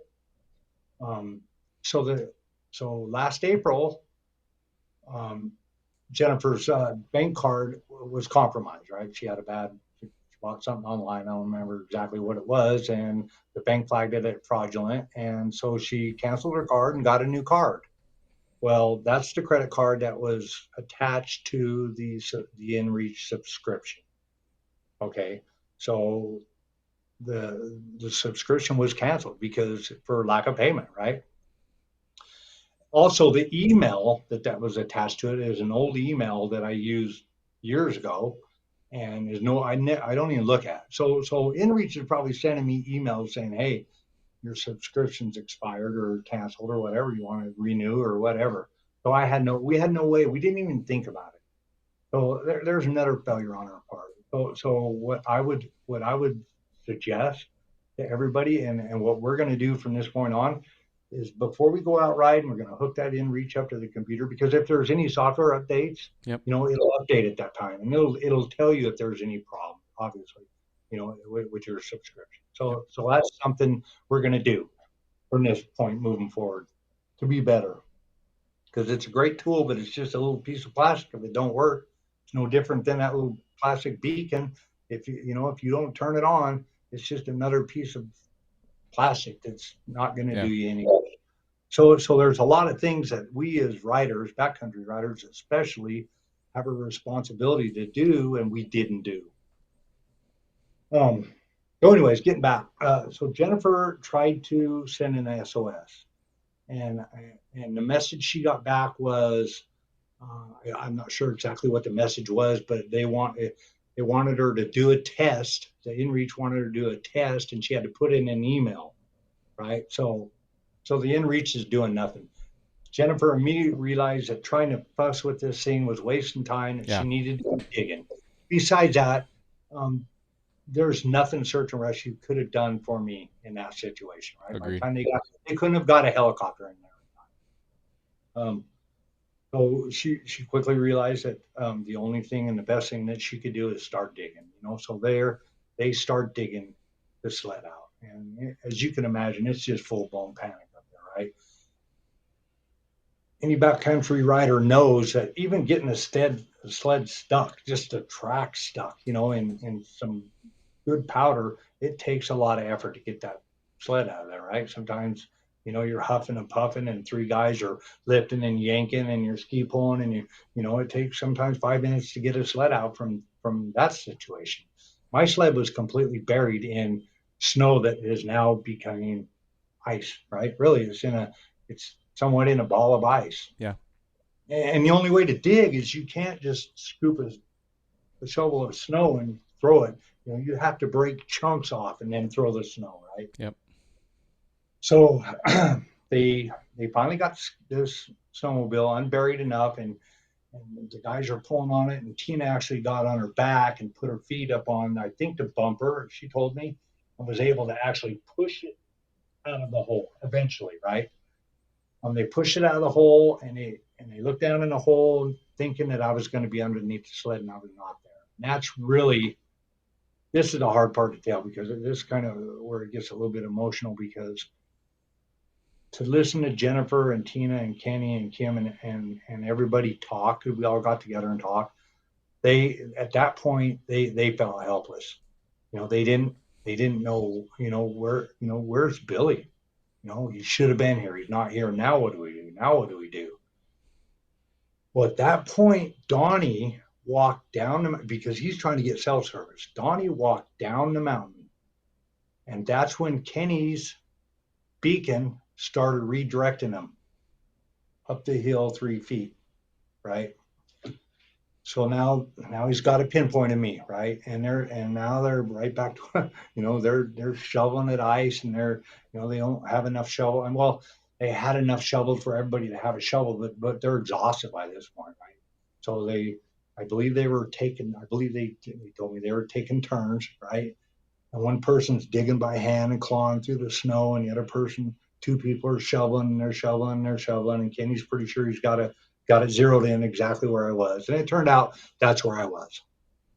Um, had Donnie not walked down the hill, they wouldn't have known where to dig. I mean, they were digging where the beacon said I was, Yeah. because of the mess up with trying to read both beacons. Yeah.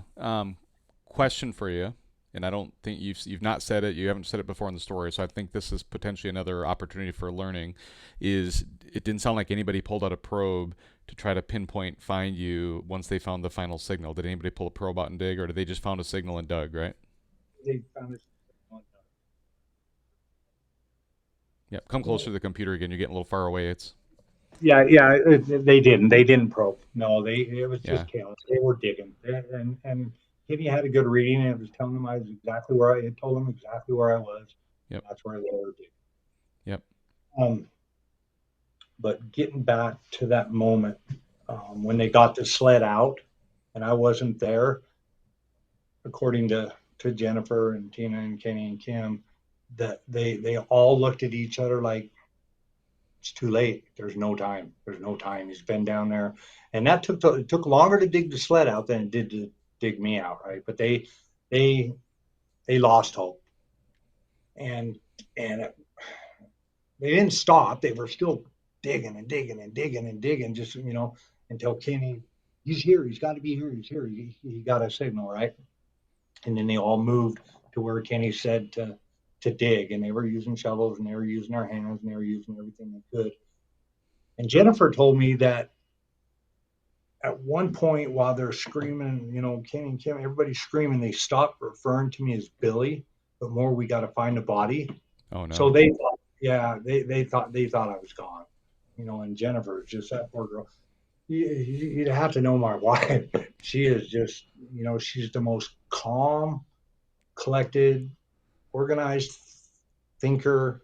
I'm just a beautiful soul, right? And Yeah. she's just, she knows her husband's gone, and Wow. she just, and she told me later that she thoughts thoughts that went through her head were, I'm not going to leave his body here, so I'm going to wait. So how are we going to get search and rescue to help us get his body? Because I'm not going to ride out to get search and rescue.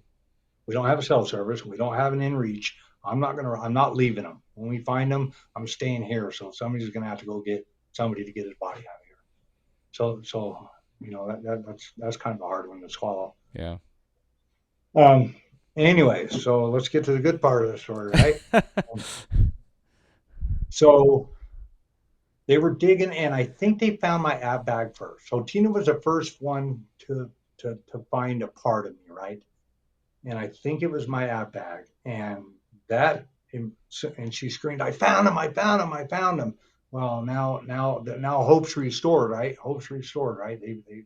They know what to do. They know exactly what they've got to do at this point, and that's find my head and get air to me. So, based on the orientation of my ab bag, they knew where to start digging for my head, and that's what Yeah. they did. And they got my head unburied, my helmet off, and my lips were blue.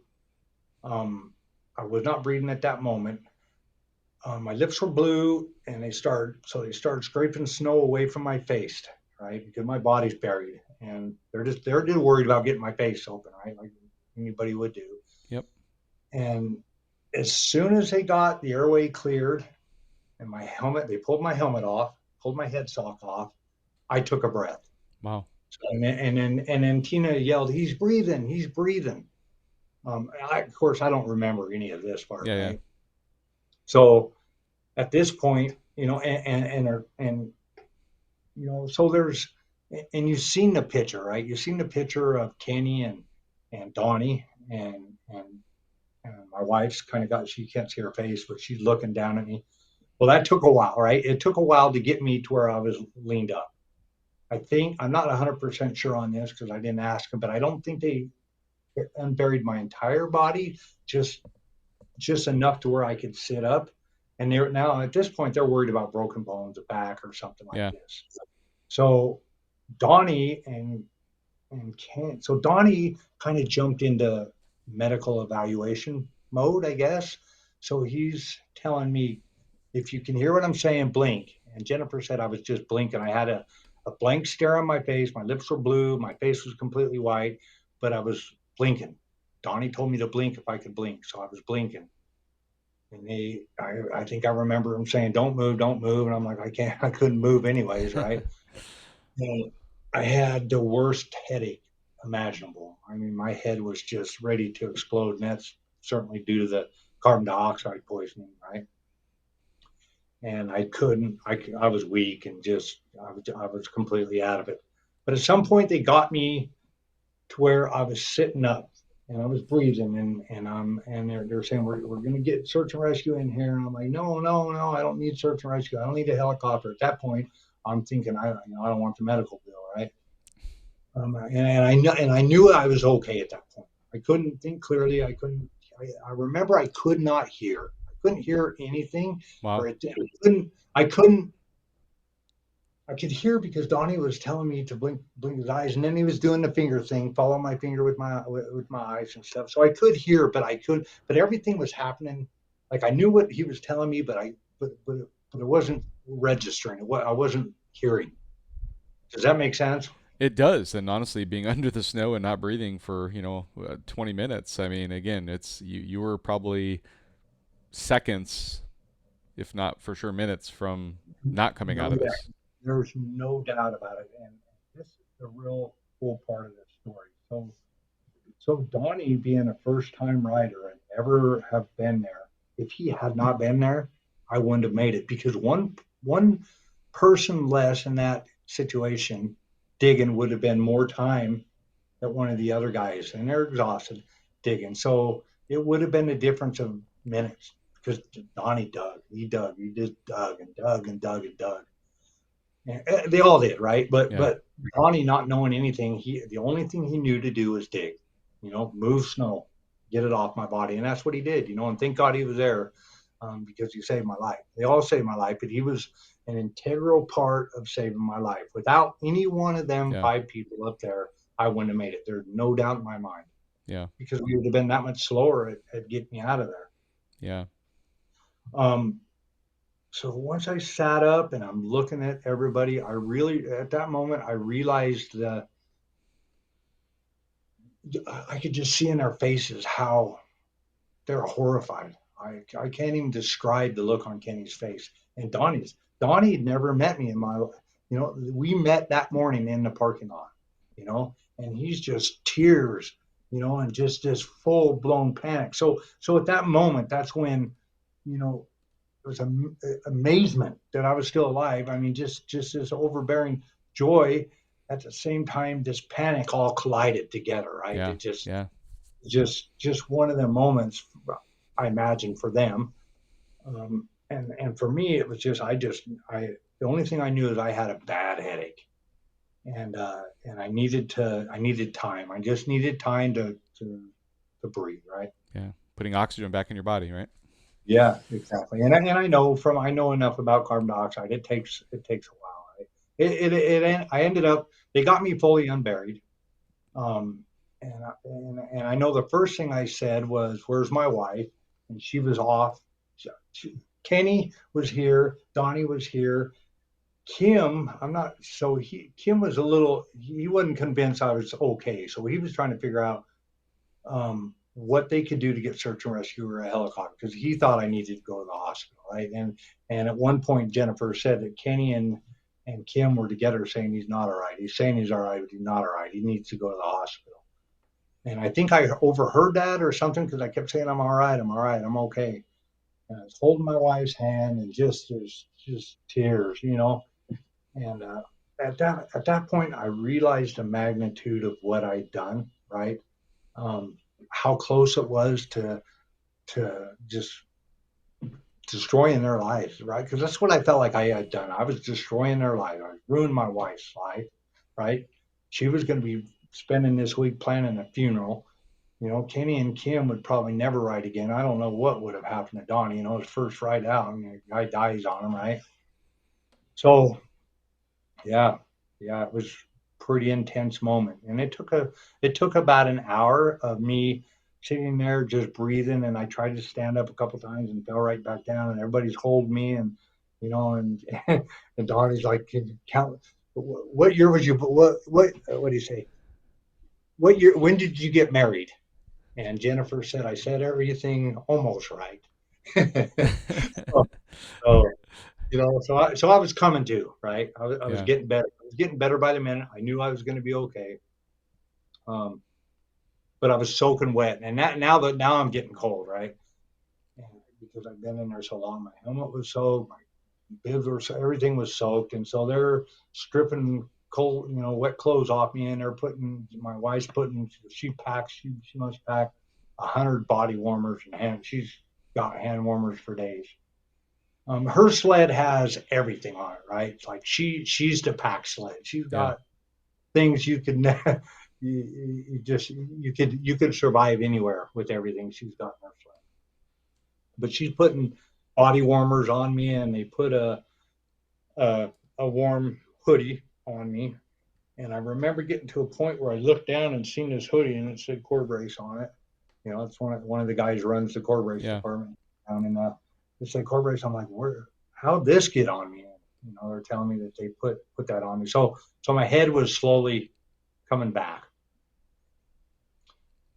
and that's pretty much the end of Yeah. the And story so, there. just to kind of recap what I just heard is like it took you almost an hour to get through it. They just used dry clothes, hand warmers.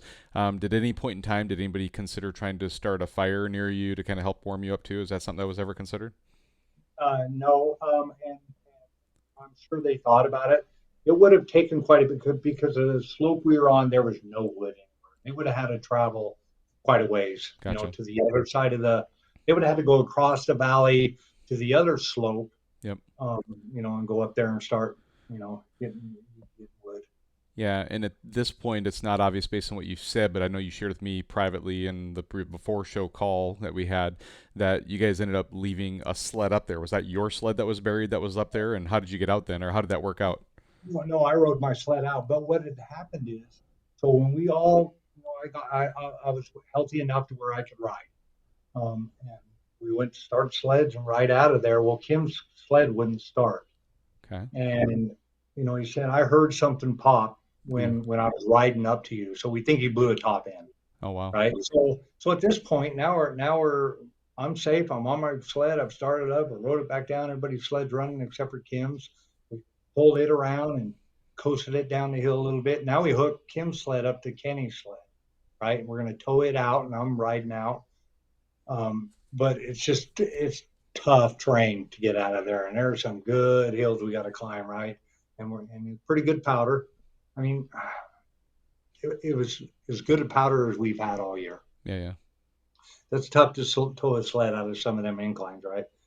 So we're trying to tow it, and it's fallen over a couple times. You know how it works. It falls over, and because you hook one sled up to the ski, so nobody's on the sled that's being towed. You don't want that extra weight on there, right? Yeah. And Kim and Tina are riding doubles out, and Kenny's trying to pull Kim's sled out.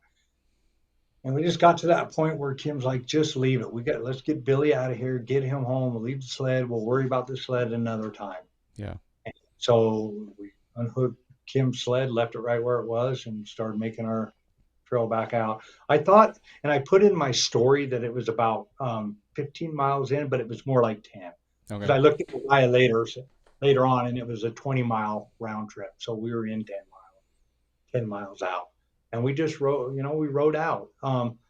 So typically the way we ride, the formation is either Kim or Kenny's in the lead, right? You want a strong person up front, and then we'll put the newer riders and the girls in between. And I always take up the back.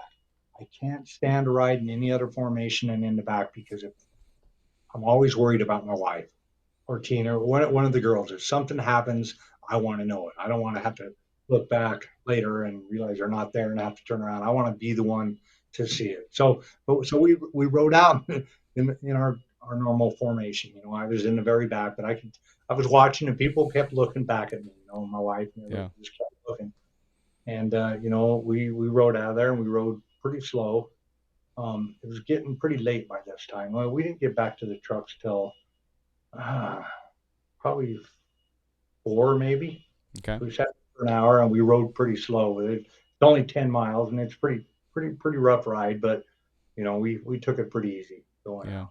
Any trips to the clinic, hospital, anything to get checked out, or you guys just jumped in and went back to the hotel, or to back home, No, or what was the plan? we were back home. We never just oftentimes we did a hotel up there. We didn't this time.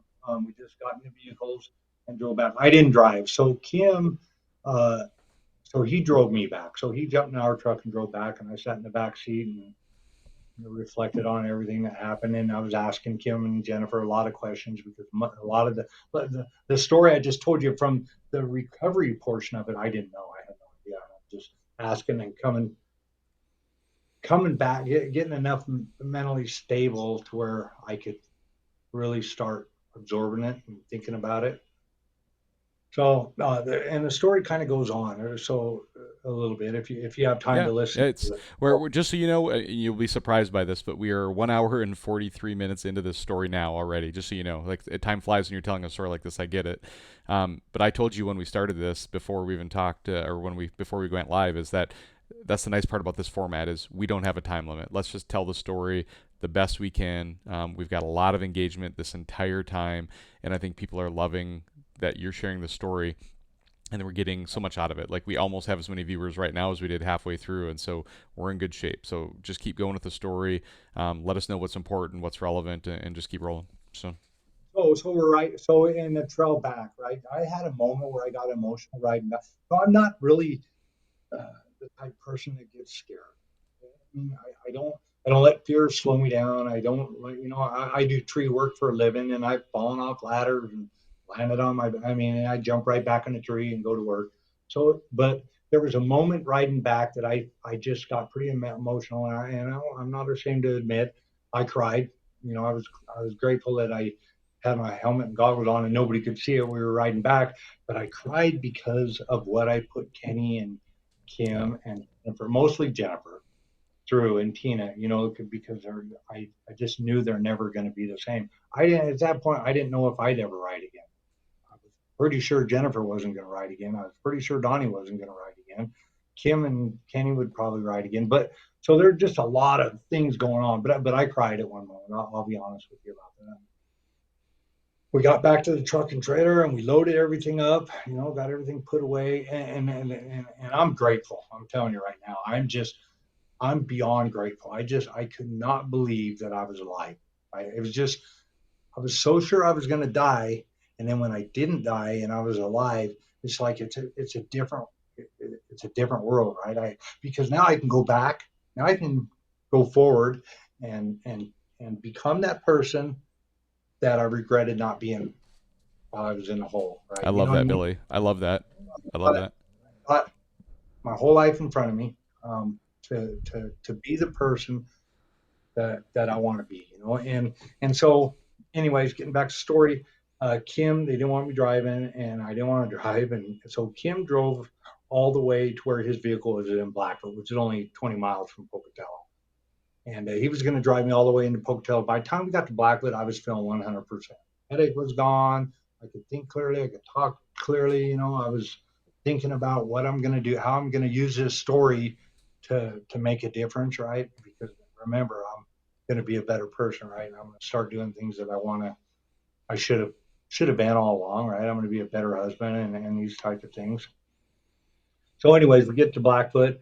We take Kim to his truck, and Kenny and Tina also live in Blackfoot, so they're home. And me and Jennifer drove home. I drove at this point, driving to Pocatello, and Jennifer's um, she, I, she's in shock, really.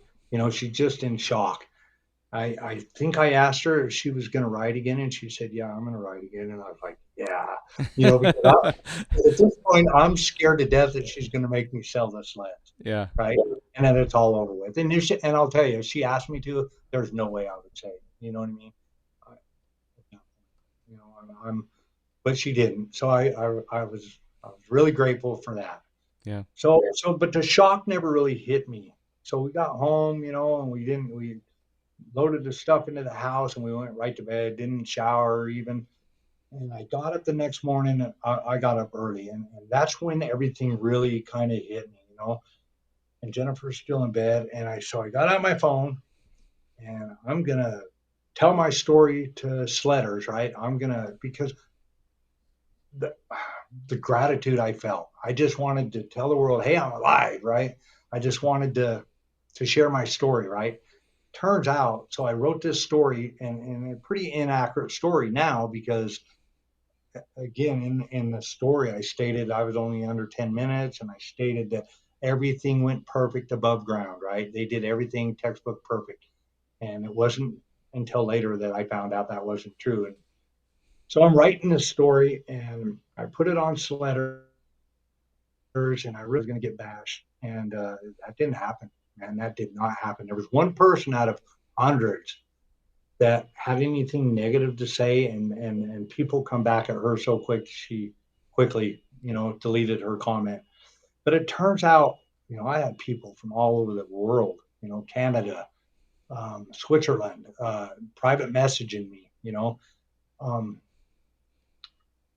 thank God you're alive, man. I'm glad you're alive. I'm glad you're alive. So this thing kind of blew up bigger than I thought, but it was really therapeutic for me, man, because I spent all Sunday just Yeah. communicating with complete strangers in the sledders world, Yep. you know, and it was good for me. I needed that, right? I needed that. And then, of course, Jennifer got up, and then at some point, East Idaho News contacted me and said, "Hey, I'd like to do a story." Well, I said, "Okay, got to go back before." So after my face was out, right? Tina went back and took pictures. I'm grateful she did because there was that one powerful, powerful picture, right? Kenny's standing there like this, like that's when happiness and fear smashed together, right? And Donnie, guy I had never met's crying. He's never met me. He don't even know me. He knows my name's Billy. He only met me that day. He's crying. But Tina took them pictures. So the first picture was at 106, right? She said that after my head was unburied and they got my head up, she stepped back and took photos and some video, right? So that was at 106, and I went under at 12:43. So there's 23 minutes there. Wow. but minus the 3 minutes that she took in between getting my head up and me screaming I'm breathing Yeah. and taking pictures. That's how we figured out how long I was under. So, Yeah. anyways, so my story that I put out there. So there's a lot of inaccuracies, right? Like the beacon, the in reach, and that stuff. But I didn't know about the beacon at that time. I didn't know about the in reach at that time. So the story was it was factual to me to the best of my knowledge at that point. Yep. But what we learned things, along the way, through communicating. So I felt horrible because Kim's sled's still there, right? And it's there because of me, because we've never left it. Well, there was only one other time that we had to go back and get a sled the next day. Typically, the sled breaks down. Damn skidoos, right? so, so I'm feeling horrible as sled there. So I'm communicating with Kim Kenny. When are we going to go get this sled? When are we going to go get this sled? So we decided that we're going to go. So the following, we went yesterday. Okay. Saturday. So it was exactly 1 week later that we all went back up there to get that sled. And all of us went, same people with the exception of Don didn't go. We took, snatch blocks and, 600 feet of rope and just all a toboggan and everything that we were going to need to get that sled out of there. I'll tell you. So driving up there, there was anxiety. I didn't know how I was going to react. I mean, I know I rode my sled out, Yeah. but it was that was a that was I had to get home, right? That was part of the recovery, right? Is getting out of there and getting home. So now we're going back up to retrieve a sled, to the same spot.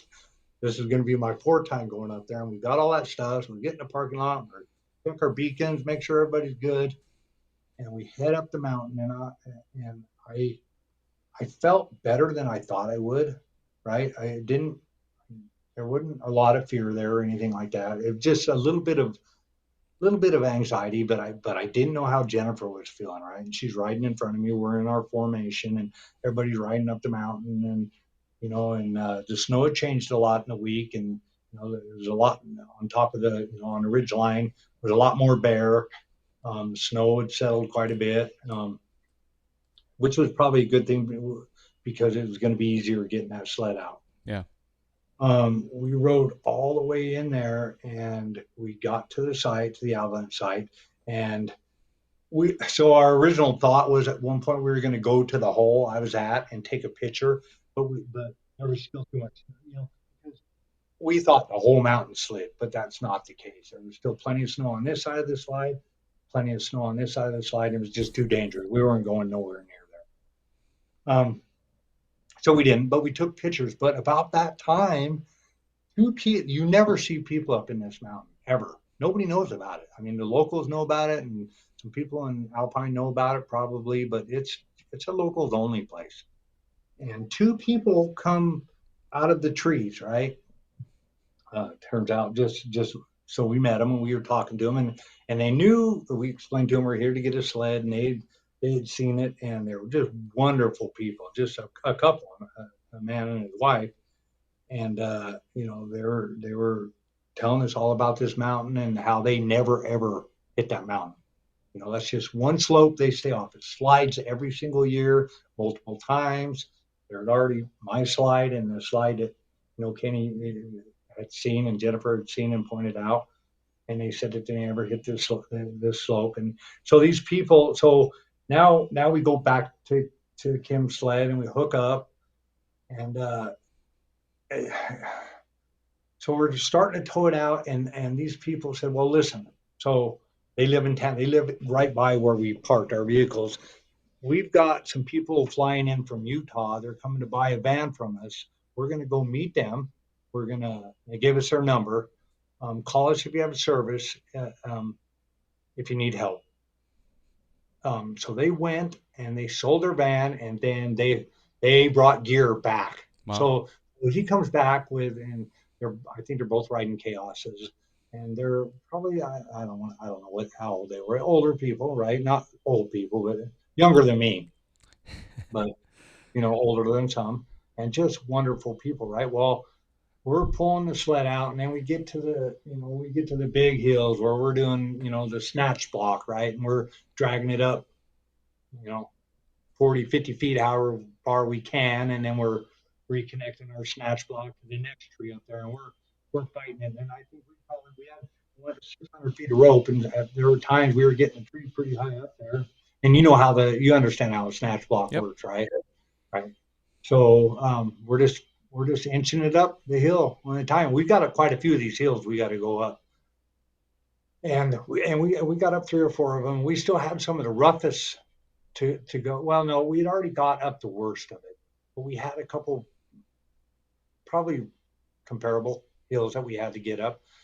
And so these people show back up, and he's got a different sled, kind of a workhorse, got a trailer hitch on the back, and he's pulling a sled behind him. So these people went and sold their van, Yeah. came back to make sure we got out of there. And I can't emphasize enough. That's how the sledders world is. Really, you think about it, in boating, you don't see that in boating. Oh You yeah. don't see that in four wheeling, but nobody, and I would never leave a sledder back there. Nobody I know would leave a sledder back in the woods, and they didn't leave a sledder back in the woods, and they knew that area well, and they knew exactly the right trail to get back out of there, or the best option we had to get out of there. And they came back and helped us get out, and we just wonderful people, and we're friends now, and I just It's it's amazing. amazing, absolutely amazing. Yeah. No, it's I mean this whole story from start to finish is amazing. And so you've broken a number of records here, Billy, tonight. This is for sure the longest podcast I've ever done. I mean, we're pushing almost 2 hours right now, and I think we'll wrap it up here in just a few minutes. If anybody's still watching, just know we're going to wrap this up shortly. But I just want to say, wow, what a powerful story, and what an amazing storyteller you are, right? And the courage you have to come on and be so vulnerable, to share your story, to tell everybody, just so that you know that somebody can hear this story. And there's people in the comments that are already acknowledging, Billy, that your story has already triggered for them new best practices that they're going to start implementing in their day, when they go out on the mountain and riding. So immediate gratification for you is that you're already making a difference just tonight live during this show, and this show will continue to get shared out. I know everybody here watching tonight, if they're still here tonight, if they're watching this as a replay, no matter when you watch this, how you watch this, please, please, please share this out, right? Whether it's watching it on YouTube later, you can go to Live Large Universe, the YouTube channel, and watch this later as a recording. This recording will stay here on my Facebook page, John Farian. You'll continue to see it there. Please, if anybody wants to leverage this content for training, education, it's there. It's available. I'm giving everybody free permission to share this out wherever you can. Nobody's trying to get anything out of this other than just educate other backcountry riders to make sure that they're making, right decisions.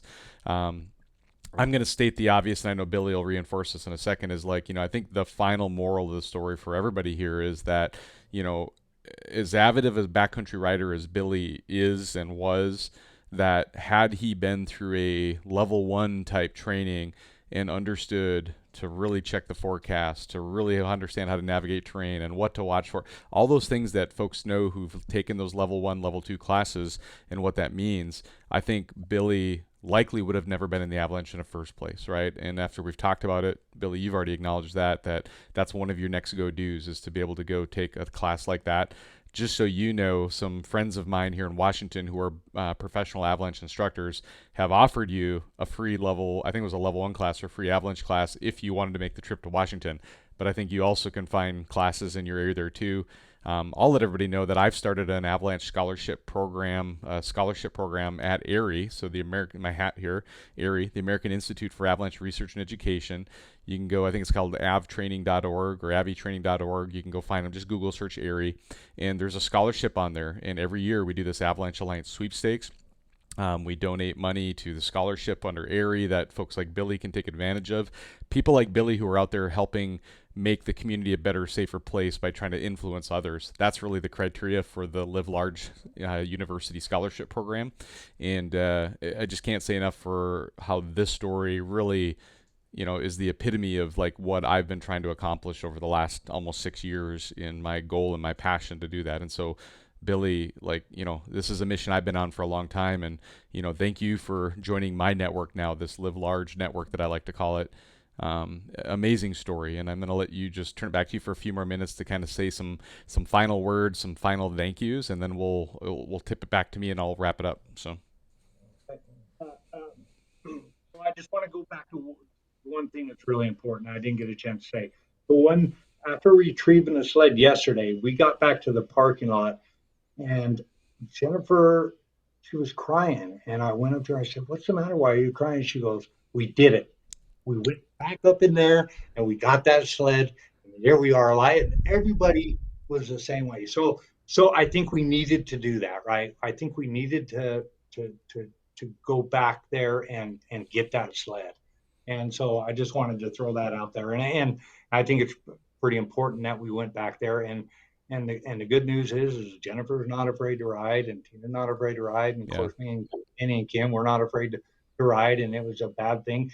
Uh, the important part at this point, moving forward, is that you know we made a lot of mistakes. We know the mistakes we made. We know what we can do different. We need to further our training. Because we're not going to stop backcountry riding. We're probably not going to stop hitting them slopes. We're going to be much more cautious. Now, I want to add too that we did go. We did go up Saturday night. Let's see. No, Friday night we went.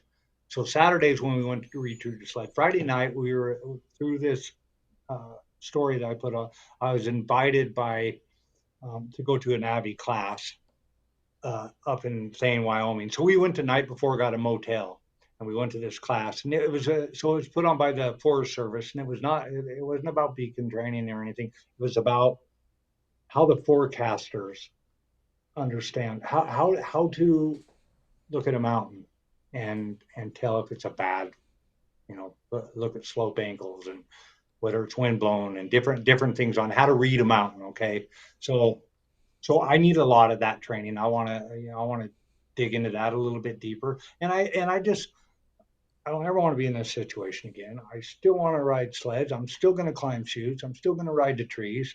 I'm just going to be safer about it. We're going to, the way our dynamics are going to change. We're going to have that meeting in the parking lot. We're not going to take new guys to an area like this. Our next ride we're going to go up to Preston, which is there's some pretty safe areas, and the girls can play, and there's some good stuff, and there's it's a pretty safe area. I mean, there's some people get killed up there too. There's some tough areas and there's some good areas, but we're going to go on, kind of a mellow a mellow ride, Yep. and that'll happen. But yeah, I just can't stress enough how important the equipment is, but you have to know that that equipment doesn't do you any good if you're not trained in how to use it. And the thing is, I've been riding avidly for 13 years, but I've not been in an avalanche but one time in my life. So this is all new to me, Yep. you know. But these guys that have studied, I mean, there's a lot of science goes into the study of avalanches, right? There's a lot of scientific facts and a lot of data that they've taken, and they understand that stuff. And so that's what I want to know, and not to save my own life, but you never know. I mean, Yeah. my good friend of mine, Devin Thornock, the Monday after our avalanche, he was involved in an avalanche, Yeah, I saw that video. Alpine, and he barely got missed, and two of his buddies were buried, and so he got one out, and then luckily some people came along and helped him. So, and Devin's he's a young guy, but he's very experienced. He's a good rider. And I've rode with him in the past, and so these slides are happening all over the place. So um, you either stop riding, or strictly ride trail, or you get knowledge in avalanche and learn how to read these mountains, and learn how to avoid the ones that are there's a high chance of them sliding. Yeah. Stay off, and find some stuff in the fields to play. Find the meadows, Yep. But that's a message I'd want to get to people. Get that equipment, learn how to use it, continue the training, and last and not least, I just want to thank my wife Jennifer. I want to thank Kenny. I want to thank Kim. I want to thank Tina, and I want to thank Donnie. I want to thank, because these five people he saved my life, and Yep. Powerful story, Billy. And I know I said this to you before the call, and I'll say this here for the benefit of everybody else, is that Billy's experience is not over. We are literally a week, almost exactly a week and a day from when the accident happened, and there's likely a little bit of almost disbelief that this is still real. It's probably very surreal for you still at this point, right? And so as you go on days ahead, weeks ahead, months ahead, even years ahead at this point, there's going to be moments where this is going to come back and hit you hard, right? And I just want you to be prepared for that. I want everybody else to realize that, it's very brave of you to get on here and tell the story now, but the story is not over for you. There's still going to be a rest of your life that you're going to experience some kind of post-traumatic stress disorder over this whole situation, that just know that that's normal, Billy. And I guess that's what I want to leave you with, is this idea that, what, as strong as you are today, that doesn't mean that in a month from now you're not going to have a moment where you're going to have a breakdown. You're going to cry about this again. You're going to have this reality of like, oh my gosh, the gratitude I have for being alive today is still here. And those things are still going to continue to hit you. And I just want to kind of say that that's okay. That's a normal part of the healing process. That's a normal part of what you've experienced. And if you ever want to reach out to me personally, or I guarantee you all these dozens, if not hundreds, and if not thousands and tens of thousands, hopefully, of people that are going to watch this video, we're all here to support you. Know that you're not alone, and that we got your back. So thank you. I appreciate what you're doing. say that one more time. You cut out. Sorry. I appreciate what you're doing. Yep. I think it's very noble. Yep, my pleasure. So I'll leave everybody with this. Again, we're going to wrap this up. Say, God bless everybody. Billy, God bless you. You've been blessed by God already. We all know that by hearing your story. But everybody, continue to live large. Again, live life to the fullest, make the most of every day. And as we did tonight, make a difference to others. And so, Billy, you hang on. Let's say goodbye to everybody else, and everybody have a great night.